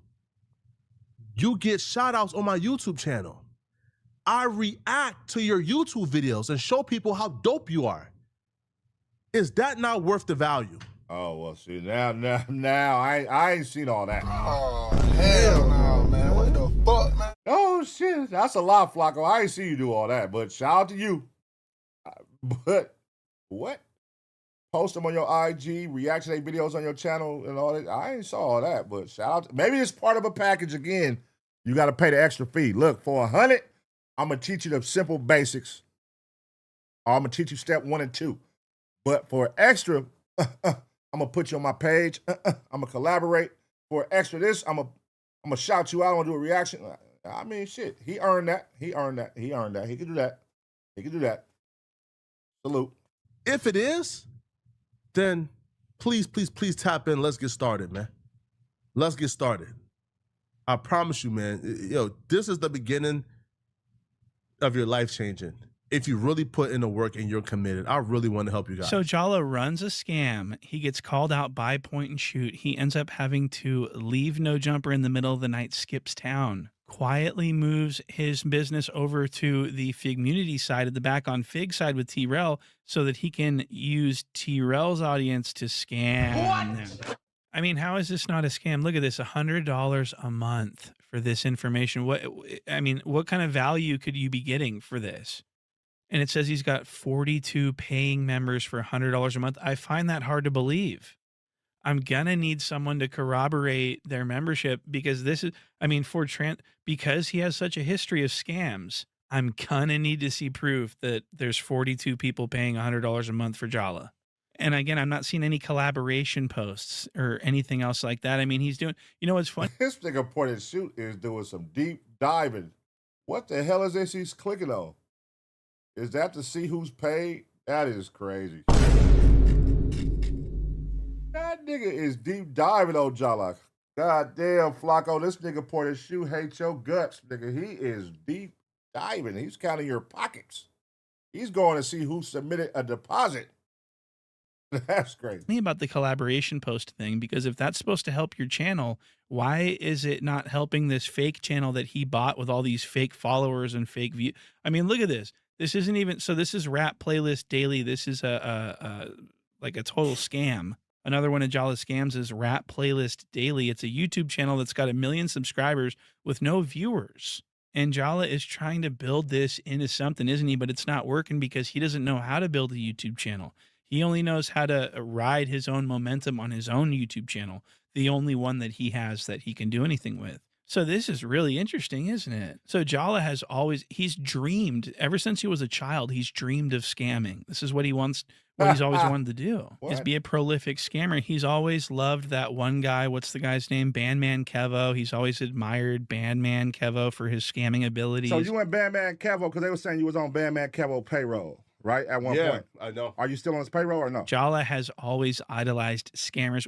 I remember looking at this article in the Reddit from years ago. Jallah was trying to like scam Liberian people. And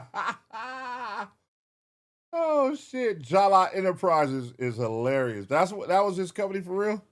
The first ever network marketing firm in the Republic of Liberia. We offer lucrative online promotions and marketing opportunities for Liberians. Jallah Enterprises. Let's go. Get your bread, Flakko. Fuck it. Something gonna hit eventually, right? Like prey on his own people. You know, because immigrants don't know what the hell's going on. They're easy to prey on. Immigrants are. So it looks like that's what he was trying to do here. Look at this. That's pretty insane that he likes to gain people's trust and then scam them. We saw this when he scammed that poor Uber driver or the taxi driver.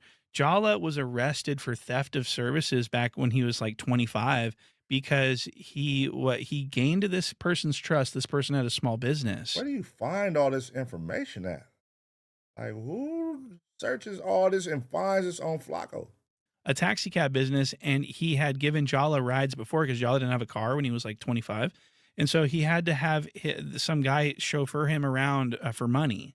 And one day, Jallah decided that he was going to have this guy chauffeur him around for money and then not pay him. What? I decided to go get the paperwork. According to these documents, the reason Flakko was charged with theft is because on May 18th, 2017 at 1922, which is 7:22, Officer Carlson responded to Walmart for a theft of services call. Jallah Enterprises, bro. That is top tier, nigga. Hold on, y'all. 1 second. Jallah Enterprises. All my Liberian people. Fuck with me.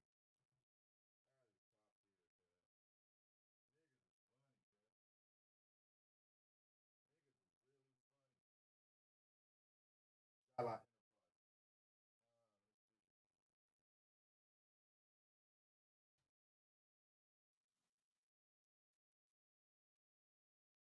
Jallah.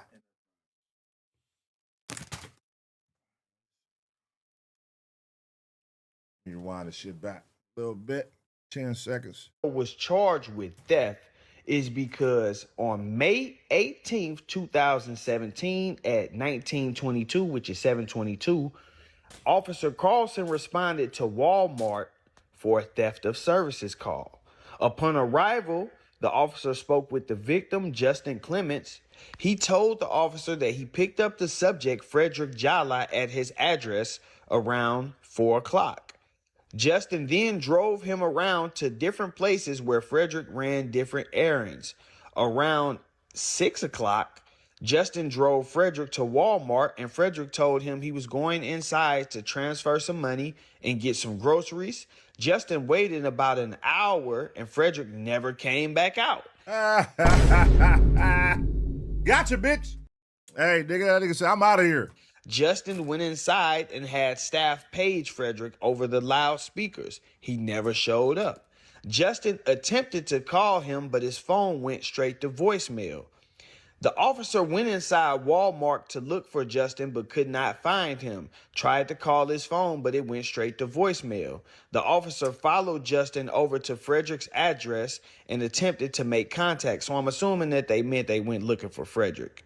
They followed Justin over to Frederick's address and attempted to make contact. No one answered the door, and they could not hear anyone inside the apartment. The officer tried to call Frederick again, but it went to voicemail again. The total cost of the taxi ride was $133.50, so $133.50.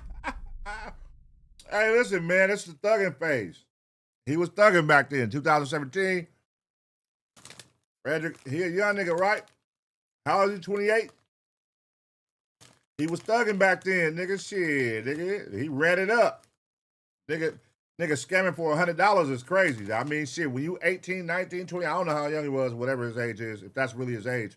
But, nigga, he was thugging. 50 cents for a ride. Damn. And Yaz going to jail. That's fucking crazy. So Jallah is so disgusting that he used this guy, gained his trust, this cab driver. As soon as he realized that this guy trusted him, he stole from him. That's pretty crazy. That's what kind of guy Jallah is. He steals from people who trust him. And that's what I think he's doing with his audience. I think that he's gaining people's trust in order to steal from them in a way, in such ways. I've seen him do it so this is what he tries to do. He tries to that's like equivalent to being in high school and doing a walkout at a restaurant. I think if you was born in the 80s, y'all know, especially on the West Coast, Denny's in high school, we would go in Denny's and eat and do, it was called walkouts. We would do walkouts. Nigga, we would walk out on the bill.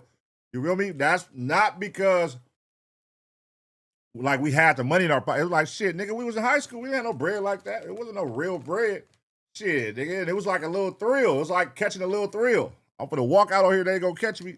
I just got a free meal. And the meal only be like $12. That's the cold part. Like, Denny's meals wasn't expensive. It wasn't $100 bills.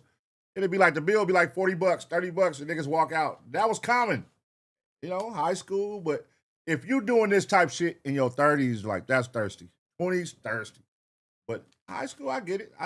What I like to call pats on the back. He likes to get people to root for him, and the way he does this is he posts like uplifting, heartfelt posts that get people's emotions going, and they go, wow, he's such a great guy. And then they go subscribe to something that he's got going on. And he disgustingly does it using these photos of him when he was a very small child so that he looks innocent, so that he looks adorable. So again, people will like him so that he can gain their trust in order to steal from them later by way of scam. Does this make sense? So, yeah, I mean, yeah, that's pretty much what's going on here. And a perfect example of this is the fake giveaways that he has staged over the years. I mean, I've never seen anyone come out and say that Jallah gave them thousands of dollars. But that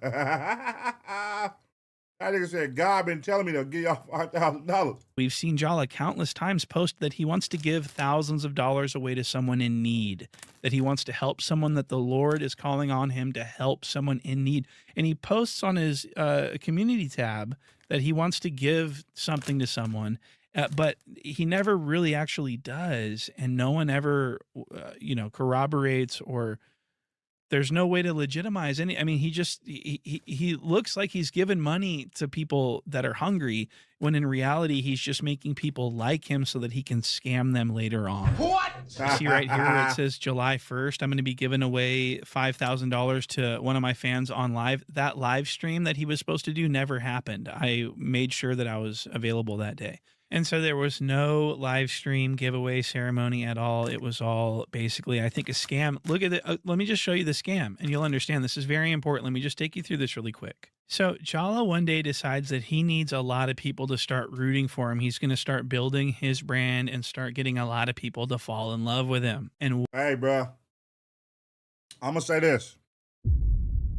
Jallah point and shoot. But the day that Flakko find out, I don't know, man. I feel like they had a lawsuit or something going, right? Did they try to sue each other or some shit? Like he found his address or some shit. But it's either Flakko must don't care no more or what? Because I'm like, nigga, this nigga be on Flakko line. Point and shoot be on Flakko line. I don't feel like Flakko even responds no more or addresses him. But I wonder why. I wonder why he no longer, because he was on him at first. He was on him at one point. They was going back and forth, sending copyrights and suing each other, doing fake lawsuits online. I remember that content. I remember seeing that. But now you don't see it at all. But you still, point and shoot still going at Flakko. Or unless I'm out the loop. I don't know. Do Flakko still go at point and shoot? I don't know, but I wonder, where is this going to end? Will it ever end? How long will this beef go on? Because this has been going on for a long time. what better way to make people fall in love with you than to give away free money? What? That's what he wanted to do. He wanted to make people think that he was going to give money away to them, to get people to follow him and to get people to fall in love with his character. Now take a look at this. It says, so this is how he announced. Wait a minute. What year is Flakko supposed to be born? We finna do some math real quick. He supposed to be born in 98? 98? He supposed to be 28 right now? What is he, 98, 99? Look how grown he is right here. Flakko, hold on, Flakko. Hold on. You got a nigga next to you with butterfly collar shirt on. Niggas wasn't wearing butterfly collars in the 90s, bro. Niggas wasn't wearing butterfly collars in the 90s, Flakko. Hell no, man. What the fuck, man? Especially not in 98. Nobody that was born in 98. Listen, you're older right here. So if you was born in 98, you look right here like you're probably about 9 years old. This would be 2000 something. Nobody was wearing butterfly collars in 2000, man. Hell no, man. What the fuck, man? Flakko, you are in your 30s or your 40s, brother. You are in your 30s or your 40s, brother. Nobody was wearing butterfly collars. I know niggas gonna say it's Liberia. No. Oh, hell no, man. What the fuck, man? This nigga is in his 30s or his 40s. He says, God has been telling me lately to do a 5K or 10K giveaway to one of my subscribers. He says he just doesn't know how to do it or how to determine who deserves it, but comment below and give him some engagement and he'll maybe, so this is an engagement scam. What he was planning was that he was going to get an influx of positive engagement of thumbs ups and comments and attaboys and subscribe, sub to this channel because I'm going to get $1,000 So do you guys understand that this is like just a way to boost his analytics and to get engagement on his posts and get people to follow him? Does this make sense? I hope this is making sense. And he wants people to like him. Look at the post when he just was trying to be adorable and say that God was telling him nice things. This is what the comments sort of looked like here. And then if you look at the post where he's giving away $10,000, the comments look a little bit different, doesn't it? And so despite being widely hated, people actually started to come around to trying to force themselves to like him and follow him based on his generosity. What a great guy he made himself out to be, didn't he? So he tells everyone to go to the comments and give him ideas on how or who he should give the money to. And this is where it gets crazy. Look at what he tried to get away with. Look at this. So he comments, he just, instead of making another post announcing the actual contest and the rules and, how to enter, no one knows how to enter the contest. He's saying that he's going to do a giveaway, but no one knows how to qualify for it. And so they're all commenting, and you're not going to believe what he does. Instead of making another post announcing how to, what the plan is, he just makes a comment on his own post and pins it. And it says, email me your reason for me giving it to you, and I'll decide whether I mean, this is crazy. And it just keeps continuing to get even crazier. Look, so this is the next post that he makes about the giveaway. And it just gets so disgusting. He's talking about, I've cried myself to sleep the last couple weeks reading your emails and your...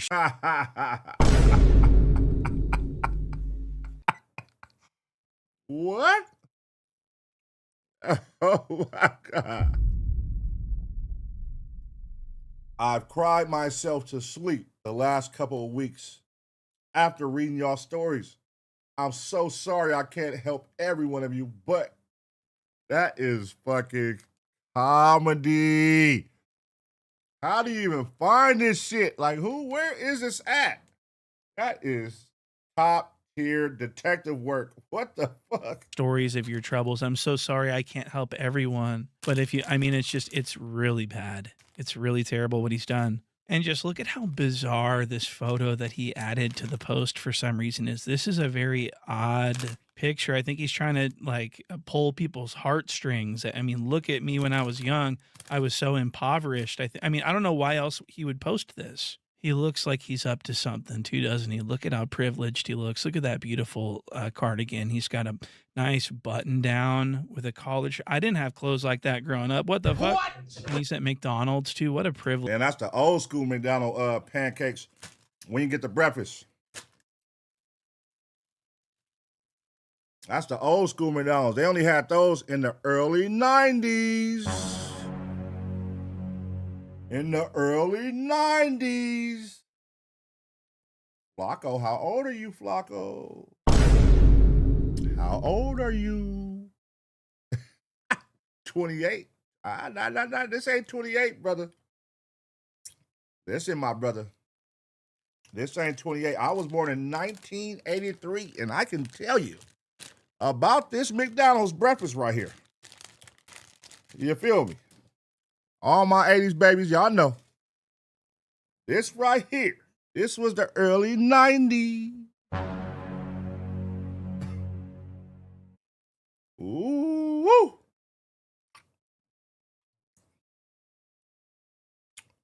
Damn, these pictures is crazy. My nigga said 28. That's not 28. I was Duno 26. Duno was born in 2000. I bet you Duno couldn't tell you what this is right now. If you showed him a picture, hey, what is this right here? Duno, what is this right here? I wouldn't put no context, because if you was born in the 80s, I could send you this picture with just cropped out, with just the coffee and the yellow, you only got to show the rest. And you're going to say, oh, that's a McDonald's breakfast. Off the rip, you're going to know that. That's McDonald's breakfast. They didn't have it. The 2000 babies don't know nothing about this right here. If you was born in 98, you for sure don't know nothing about this. I got to tell T-Rell, hey, Flakko, you got to be at least 36, 37, bro. I'm giving you benefit of the doubt. Really, you might be 40. My boy. I'm giving you benefit of the doubt, though. Look at this Jallah. I mean, no one could have ever known what he would grow into be today. So, yeah, very bizarre photo. And so July 1st of last year, just over a year ago, this live stream giveaway ceremony was supposed to take place, but it never did, right? I just told you that a little while ago.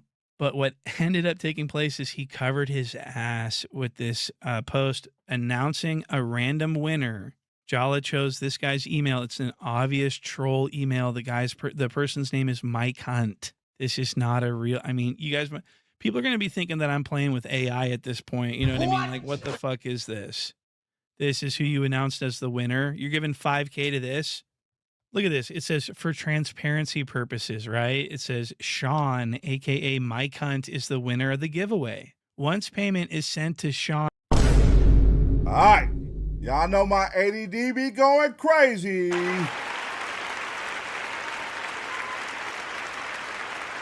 Y'all know my ADD be going crazy, man. And something on my mind, I got it.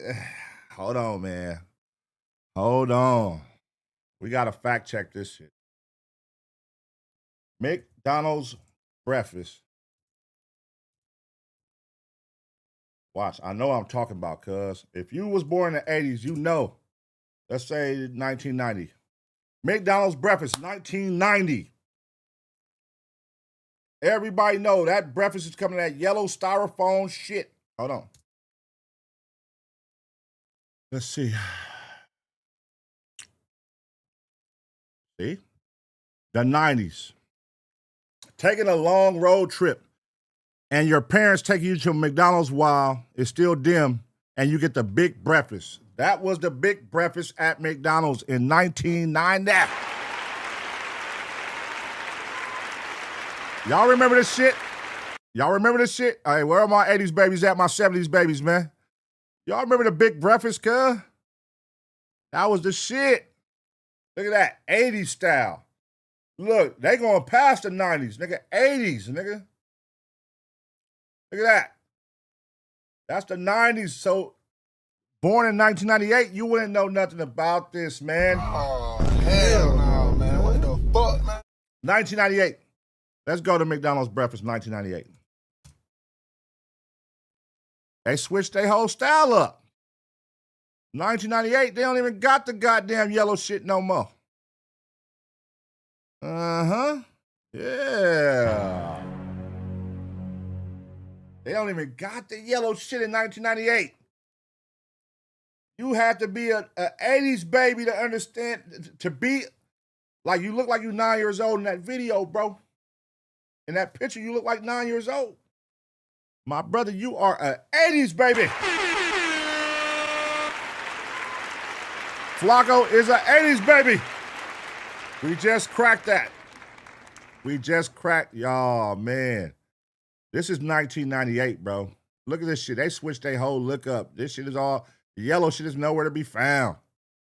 The yellow shit is nowhere to be found, man. Now, here you go. When you come over here, boom. The 70s and the 80s era. McDonald's breakfast hit different in the styrofoam era. 70s and the 80s. That's what I'm saying, bro. My boy, hold on, man. Hold on, Jallah. Gotta go back. Let's find that picture of you, bro. Let's find that picture of you, bro. So you saying in 1998, let's do the math. You are born in 1998. And this in 1998 wasn't even around no more. But yet in this picture, you look like you're about 8, 9 years old. My brother. And you just told T-Rell you 28 years old. Oh, hell no, man. What the fuck, man? You just told T-Rell you was 28 years old. Uh-huh. Hold on, cuz. Oh, let me see something. Hold on, bro. We gotta, let me see something, man. Let me see something. Interesting. All right. T-Rell, I got some breaking news, bro. What happened? I just watched a clip where Flakko said he's 28 years old. He told you he's 28 in the video with you and Jack. Yeah. In this picture. All right, look, I ain't gonna say nothing, cuz. What year was this, cuz? And you know where this is from. What is this? That's McDonald's, guy. That's McDonald. Everybody that was born in the 80s, 70s, you know that's McDonald's breakfast, cuz. Now, if Flakko was 28, he was born in 1998, right? If he was 28, he was born in 1998, 1999, somewhere around there. This wasn't how breakfast was coming in 98, 99. And look how old he is. Listen, look, hold on. No, listen. Listen. I had to search it, bro. McDonald's breakfast, 1990. That's how the breakfast was in 1990, right? All the yellow shit. It was called the Big Breakfast. When did they end it? So look, I went to 1998. 1998, they switched the style up. They switched their whole style.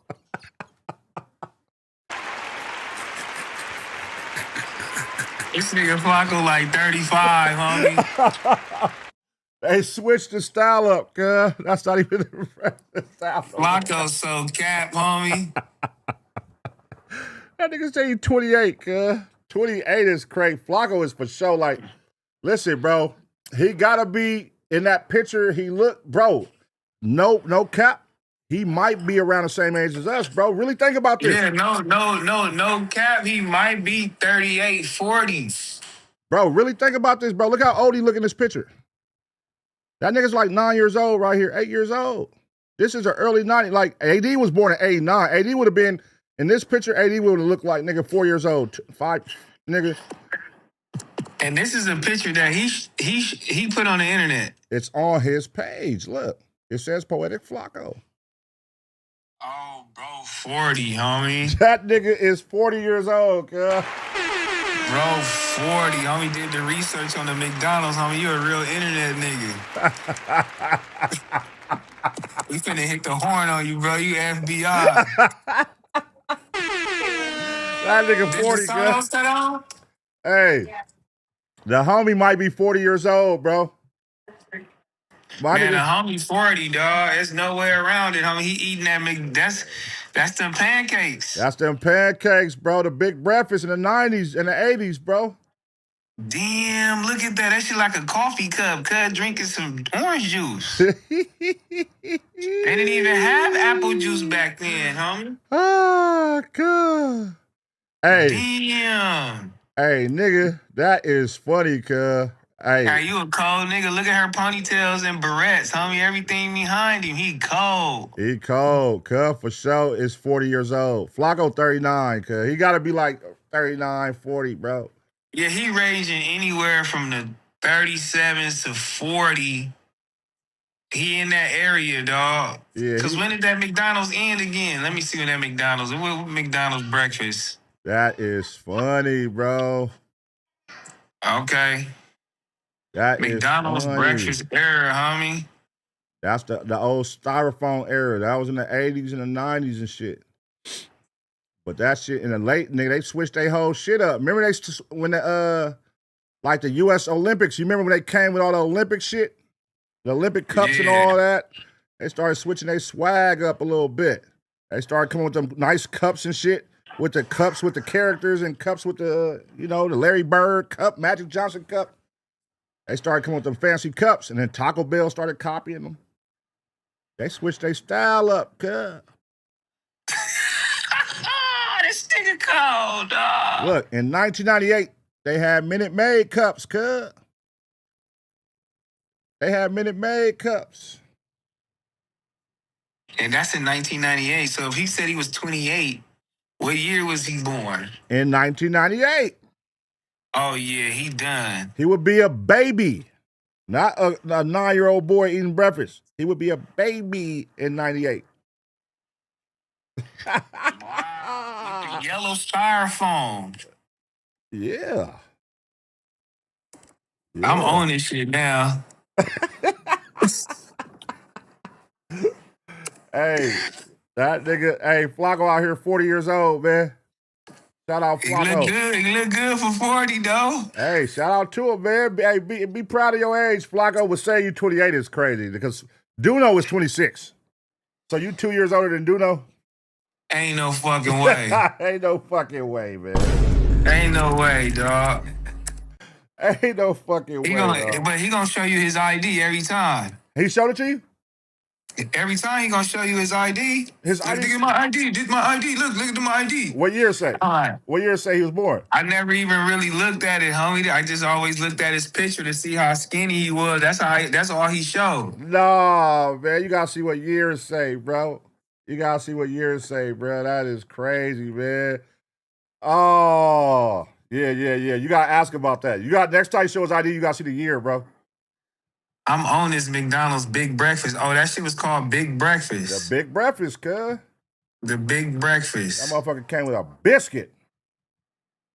The Big Breakfast, man.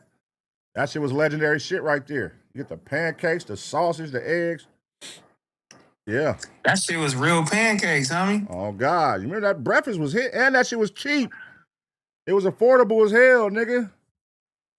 You remember back in the 90s, early 90s, everything at McDonald's was affordable. Remember they had like 29-cent cheeseburgers?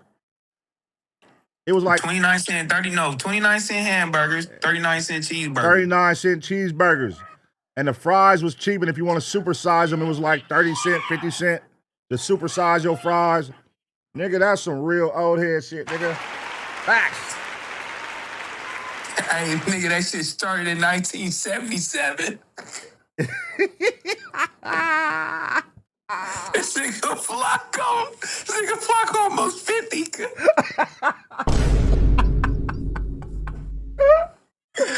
Oh, shit. That nigga 50 years old, cuz. Flakko is 50.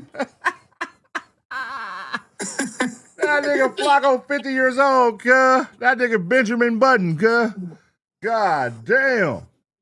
Hey, no, you want it though? Hey, no, hold on. Yeah, that shit ended, homie. It got ended by the deluxe breakfast. Exactly, bro. So I'm telling you. Nigga, that nigga's a grown nigga. He's 9 years old. He's a big kid in that picture.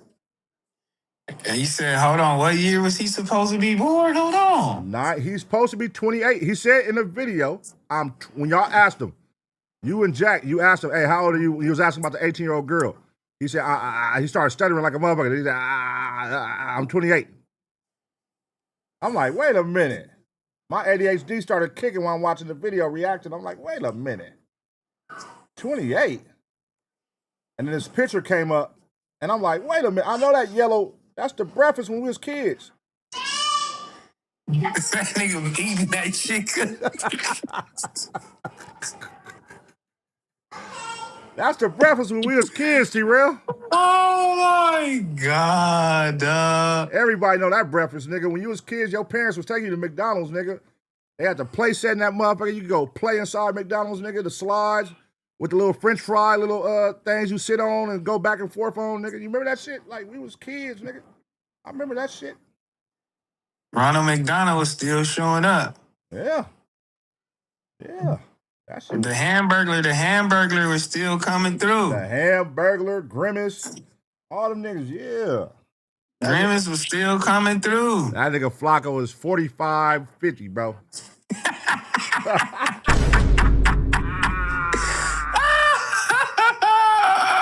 Yeah.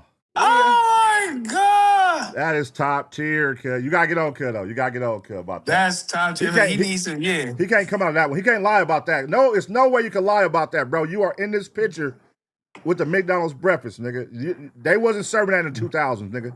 No, they was not. No fucking way, nigga. No fucking way. Hold on, I got one better. See, this was raising some red flags while I was watching it. I'm like, wait, then there's another picture, cuz. Hold on. Let me find it, bro. Look at this shit, bro. Hold on. Let me find it real quick. That is hilarious, dog. You got it? I got it. Nice picture. My nigga. Got me all the way. I just met. Look, though. Look at this picture, though. I said, wait a minute, cuz. If you born in 1998, 2000, nobody was wearing butterfly collars, cuz. Hold on, homie. Butterfly collars, cuz. In 2000, T-Rell, you getting flamed, nigga. Bro, 50. We wasn't even doing that. You getting flamed, nigga. Who the fuck got butterfly collars on in 2000? We gotta check the furniture out now, homie.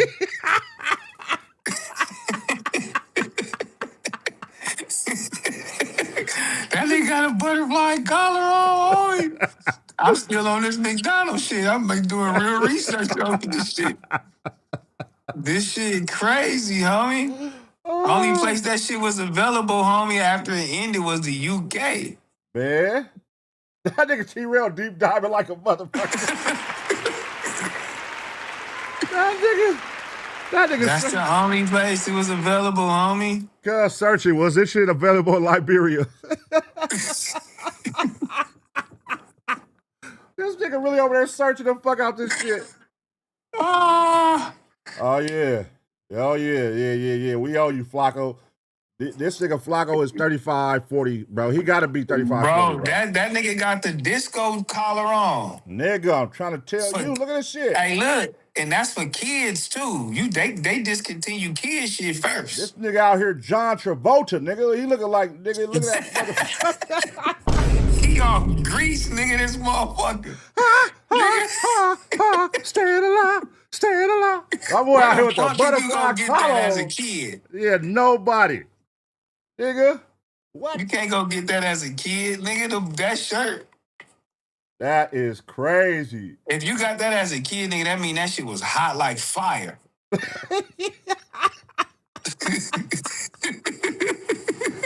Oh, God. Hey, a butterfly collar on, cuz, is crazy. Yeah. Nah, that's crazy work, bro. That's two back-to-back pictures. I was like, wait a minute, cuz. Butterfly collar, and then you got the picture with the yellow breakfast from McDonald's. Nigga, you was not a 1998 baby. You was not, nigga, born in 98, bro. Fuck no. You are not, niggas was not running around in 1998 with that McDonald's, homie. Nigga, no. It was discontinued, bro. That shit was over with, nigga, in 2000. Nigga, in 2000, we thought all the lights was finna go off. Nigga, we thought robots was finna take over. Nigga, the big beverage was over with. The YK bug. Remember that YK bug? Yeah, the YK shit, we thought that shit was finna end. Nigga, that no way them pancakes was still available.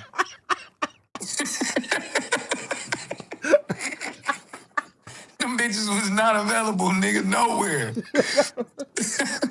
I said we thought the world was gonna end. Ain't no way them pancakes was available, man. Hell no, nigga. We thought robots was finna come to this motherfucker. Nigga, you crazy. It's crazy. This nigga Flakko is out of his fucking mind, dog. You got it. Flakko, he in his 30s. He in his late 30s, homie.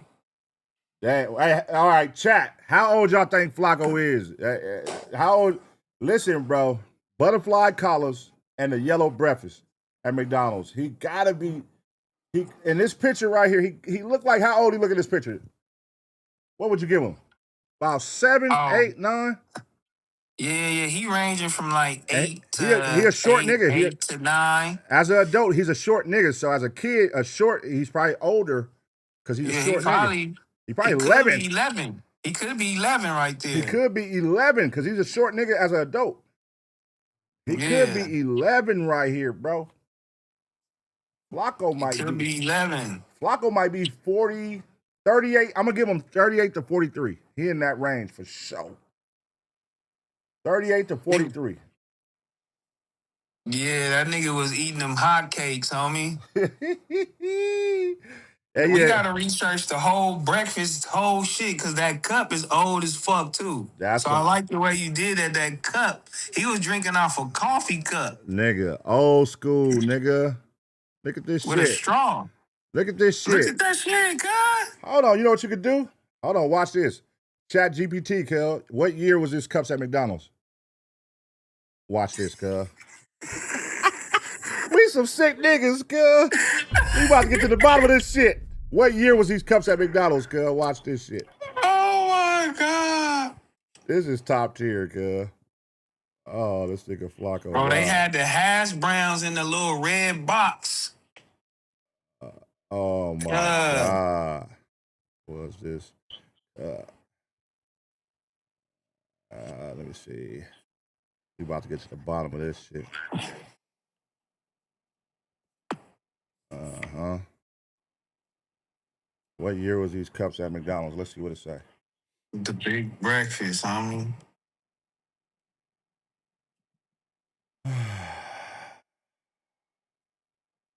Oh no, this shit is all the way wrong. This shit is all the way wrong because it's saying 2013. Like, nah, this ain't 2013. That's not 2013. Hell no. Ah! Fuck ChatGPT, cuz that shit lying, cuz that nigga's old, cuz he 40, cuz. Shame on that nigga. Shout out Flakko, man. That nigga funny, homie. He gonna be like, hold on, these niggas trying to see what time. Whoa, the big breakfast. They say 11 years old drinking coffee. Yeah. With the big that straw. Nigga drinking out a coffee cup. Oh my God, bro. Oh, that's a good point. They said that's not an iPhone picture. That's a blurry picture. Wait, what? Wait. That is a good question, though. Wait, what phone? What type of phone would be used to take this picture? We didn't have this type. That was a reversal right there, Cryptic. Hold on. Yeah, we didn't have this type of phone quality in the 90s, though. Wait a minute. Hey, you might be on something. Nigga, we had Polaroids, cuz. Niggas didn't have no camera phones. But is that what's the shit, what was them pictures you go get done at, you go pay, cuz, and you gotta get them shits printed out, cuz, and get them done and pick them up? The roll, you gotta take the roll in. Oh, the film. The old school film. And they got the disposable cameras, cuz. Remember the disposables? And they give you in that envelope, cuz. They give you the. The disposable camera. Mm-hmm. That's a disposable camera. They said they give you that shit in the envelope. They still do that at CVS. They give you that shit in the envelope, and then they give you the raw. They give you the raw film too to go with the pictures in the front pocket. Yeah, that's a disposable picture right there. Oh yeah, we on, cuz, man. Punch off mystery. I'm really on, bro. Though right now, I'm all on Gemini. I'm trying to see when did that yellow package discontinue. Hey, you got to get cuz on that one. That's a good one, cuz. Yo, Flakko, stop denying his age, man. Stop denying your age, Flakko. Stop denying they your didn't. age. Hey, they didn't have cameras. They did have disposables back then. Them pictures used to be clear. Oh God, they had disposables, man. Them pictures used to be clear. They had disposables. Then they had the pictures, and it had a date in the corner. Remember that shit? It had a date in orange, like little orange in the corner and shit. All right, so in 1990, they discontinued the yellow styrofoam hotcake boxes and burgers. Wait, what year? In 1990. Oh. Well, there we have it. In 1990, they discontinued the yellow styrofoams. It was replaced with recyclable paperboard boxes and paper wrap. Because then we old as a bitch for even remembering that shit. Yeah. Because they eventually came with the clear top, the clear container, with like a styrofoam bottom with the clear container on top. Yeah. Because they came through with the plastic joint. Yeah. They came through with the box and they came through with the plastic joint. So if these was discontinued in 1990 And he looked like he about 9 to 11 in this picture. That nigga was born in either 79, 80, 81. Flakko might damn near be like 45, bro. Oh yeah, Gemini just answered it for me. Don't even worry about it. That's enough information for me right there, homie. Flakko about 45, cuz. This nigga Flakko, he got the yellow styrofoam pancake McDonald's box, nigga. You old. You old, nigga. That mean that's an 80s. That's a picture in the 80s. That's an 80s picture. Look at the floor. Look at the floor in McDonald's. Look at the floor in McDonald's, cuz. Where you go to McDonald's and the floor look like that? So let's 89. Look, that you said cuz look like he 8. So in 89, the nigga was like 7 right here. He our age. Look at the color in there. It's blue. Why is McDonald's blue on the inside? McDonald's is blue. This nigga our age, bro. That nigga 40 years old, 43, 45. He's from, yeah, bro. McDonald's was blue on the inside back in the day. They yellow, red, and white been so long.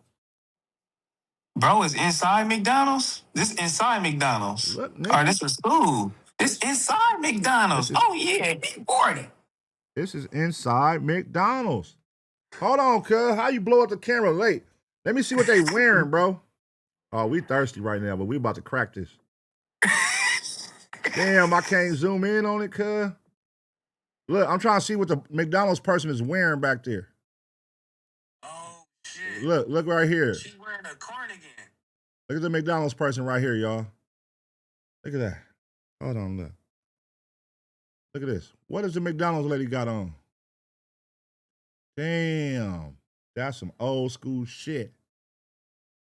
Nigga, look at this. McDonald's made a massive, highly publicized announcement on November 1st, 1990, stating it would completely phase out the famous foam packaging for sandwiches and breakfast items. Oh. This transition came down to a few major factors, man. Environmental pressure in the late 1980s grassroots environmental campaigns, including the McToxic campaign led by school children, heavily protested McDonald's use of styrofoam because it didn't break down in landfills. And it was production. Hey, look, you 40. You 40, cuz. You 40. I gotta screenshot this shit so he gonna say I'm talking shit. Hold on. Let me look up. Let me see if they got anything on McToxic on McDonald's. Oh man. Let's see. 1, 2, 3, 4. What is this? Ronald McDonald or Ronald McToxic? What is this? I don't know what this is. We about to get to the bottom of this, brother. That is crazy. Hold on. Shout out my boy T-Rell, man. Let me see something. Ronald McToxic. What the fuck? That is crazy. Let me see. All the slushies and badlies. Let's see. McDonald's. 1990. Inside a McDonald's restaurant in 1990.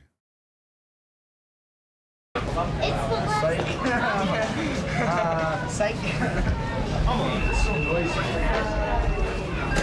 Cleanest you could get it. Very noisy. Are you just 4-second thing? It's like on the video. Holding the board, still. That is crazy. They was wearing, McDonald's was blue, cuz. McDonald's colors was blue. Damn. That's how long it's been that they've been red and yellow. They colors used to be blue. Wow. I fucking, damn, I don't even remember it being blue. That's crazy. So $1.93, please. That for here also? Yeah. I don't need that. Oh, okay. Hold on. Now, let's go back and make a comparison to the floor. Up. Nigga. That's the same fucking floor. Oh, hold on, cuz. Hold on. That's the same fucking floor, bruh. Wow, that's the same fucking floor. Hold on. This nigga Flakko. Wait a minute. Look at this. Look at the wall. Look at the wall. Look at the floor. Now let's go pull up that picture. What the fuck? Hold on. We got to find that picture. I mean, we got to find that video. Where did it go? Point and shoot. We got to find that video. Bring it back. Wait, where's that video at? All right, here it go. Hold on. Look at this, y'all. Look at the floor right here. And look at the floor right here. Floor right here. Floor right here. Look at that. Look at that. That nigga Flakko. This is in 1990. This is in 1990. Woo!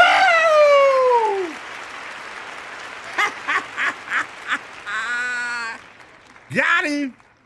Oh, you can't deny this, Flakko. This is in 1990, nigga. You was not born in 98, bro. Look at this shit. Wow.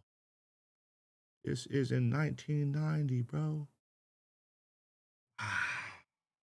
Damn. All right.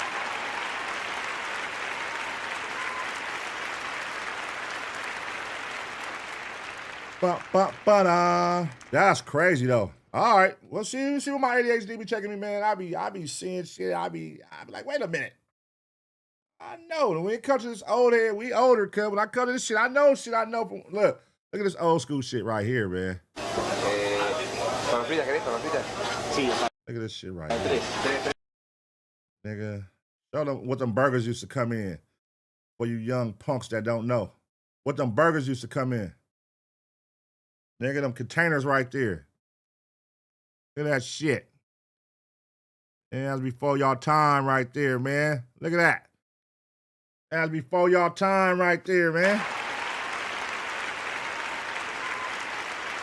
That's what the burgers was coming in. And they had the yellow breakfast containers. Yep. Well, we cracked that one, y'all. We cracked that one.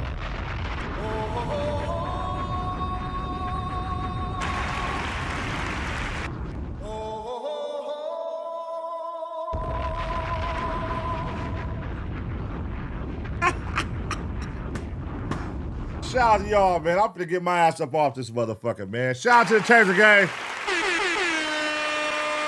Shout out to the Taser gang. Shout out to the Ace Pit.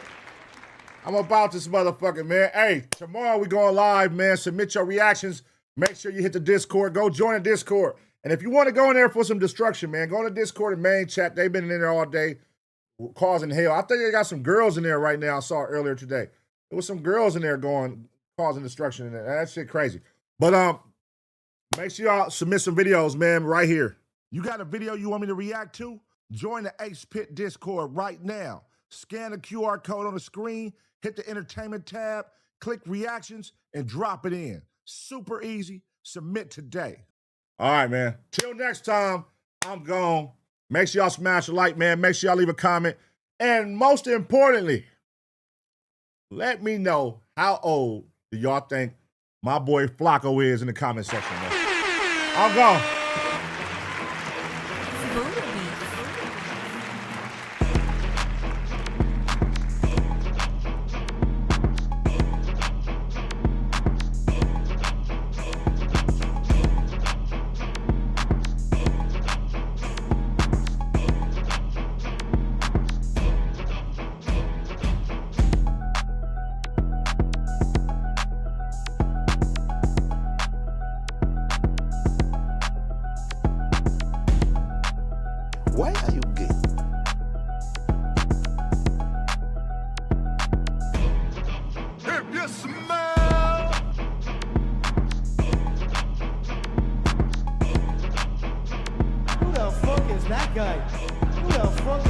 night.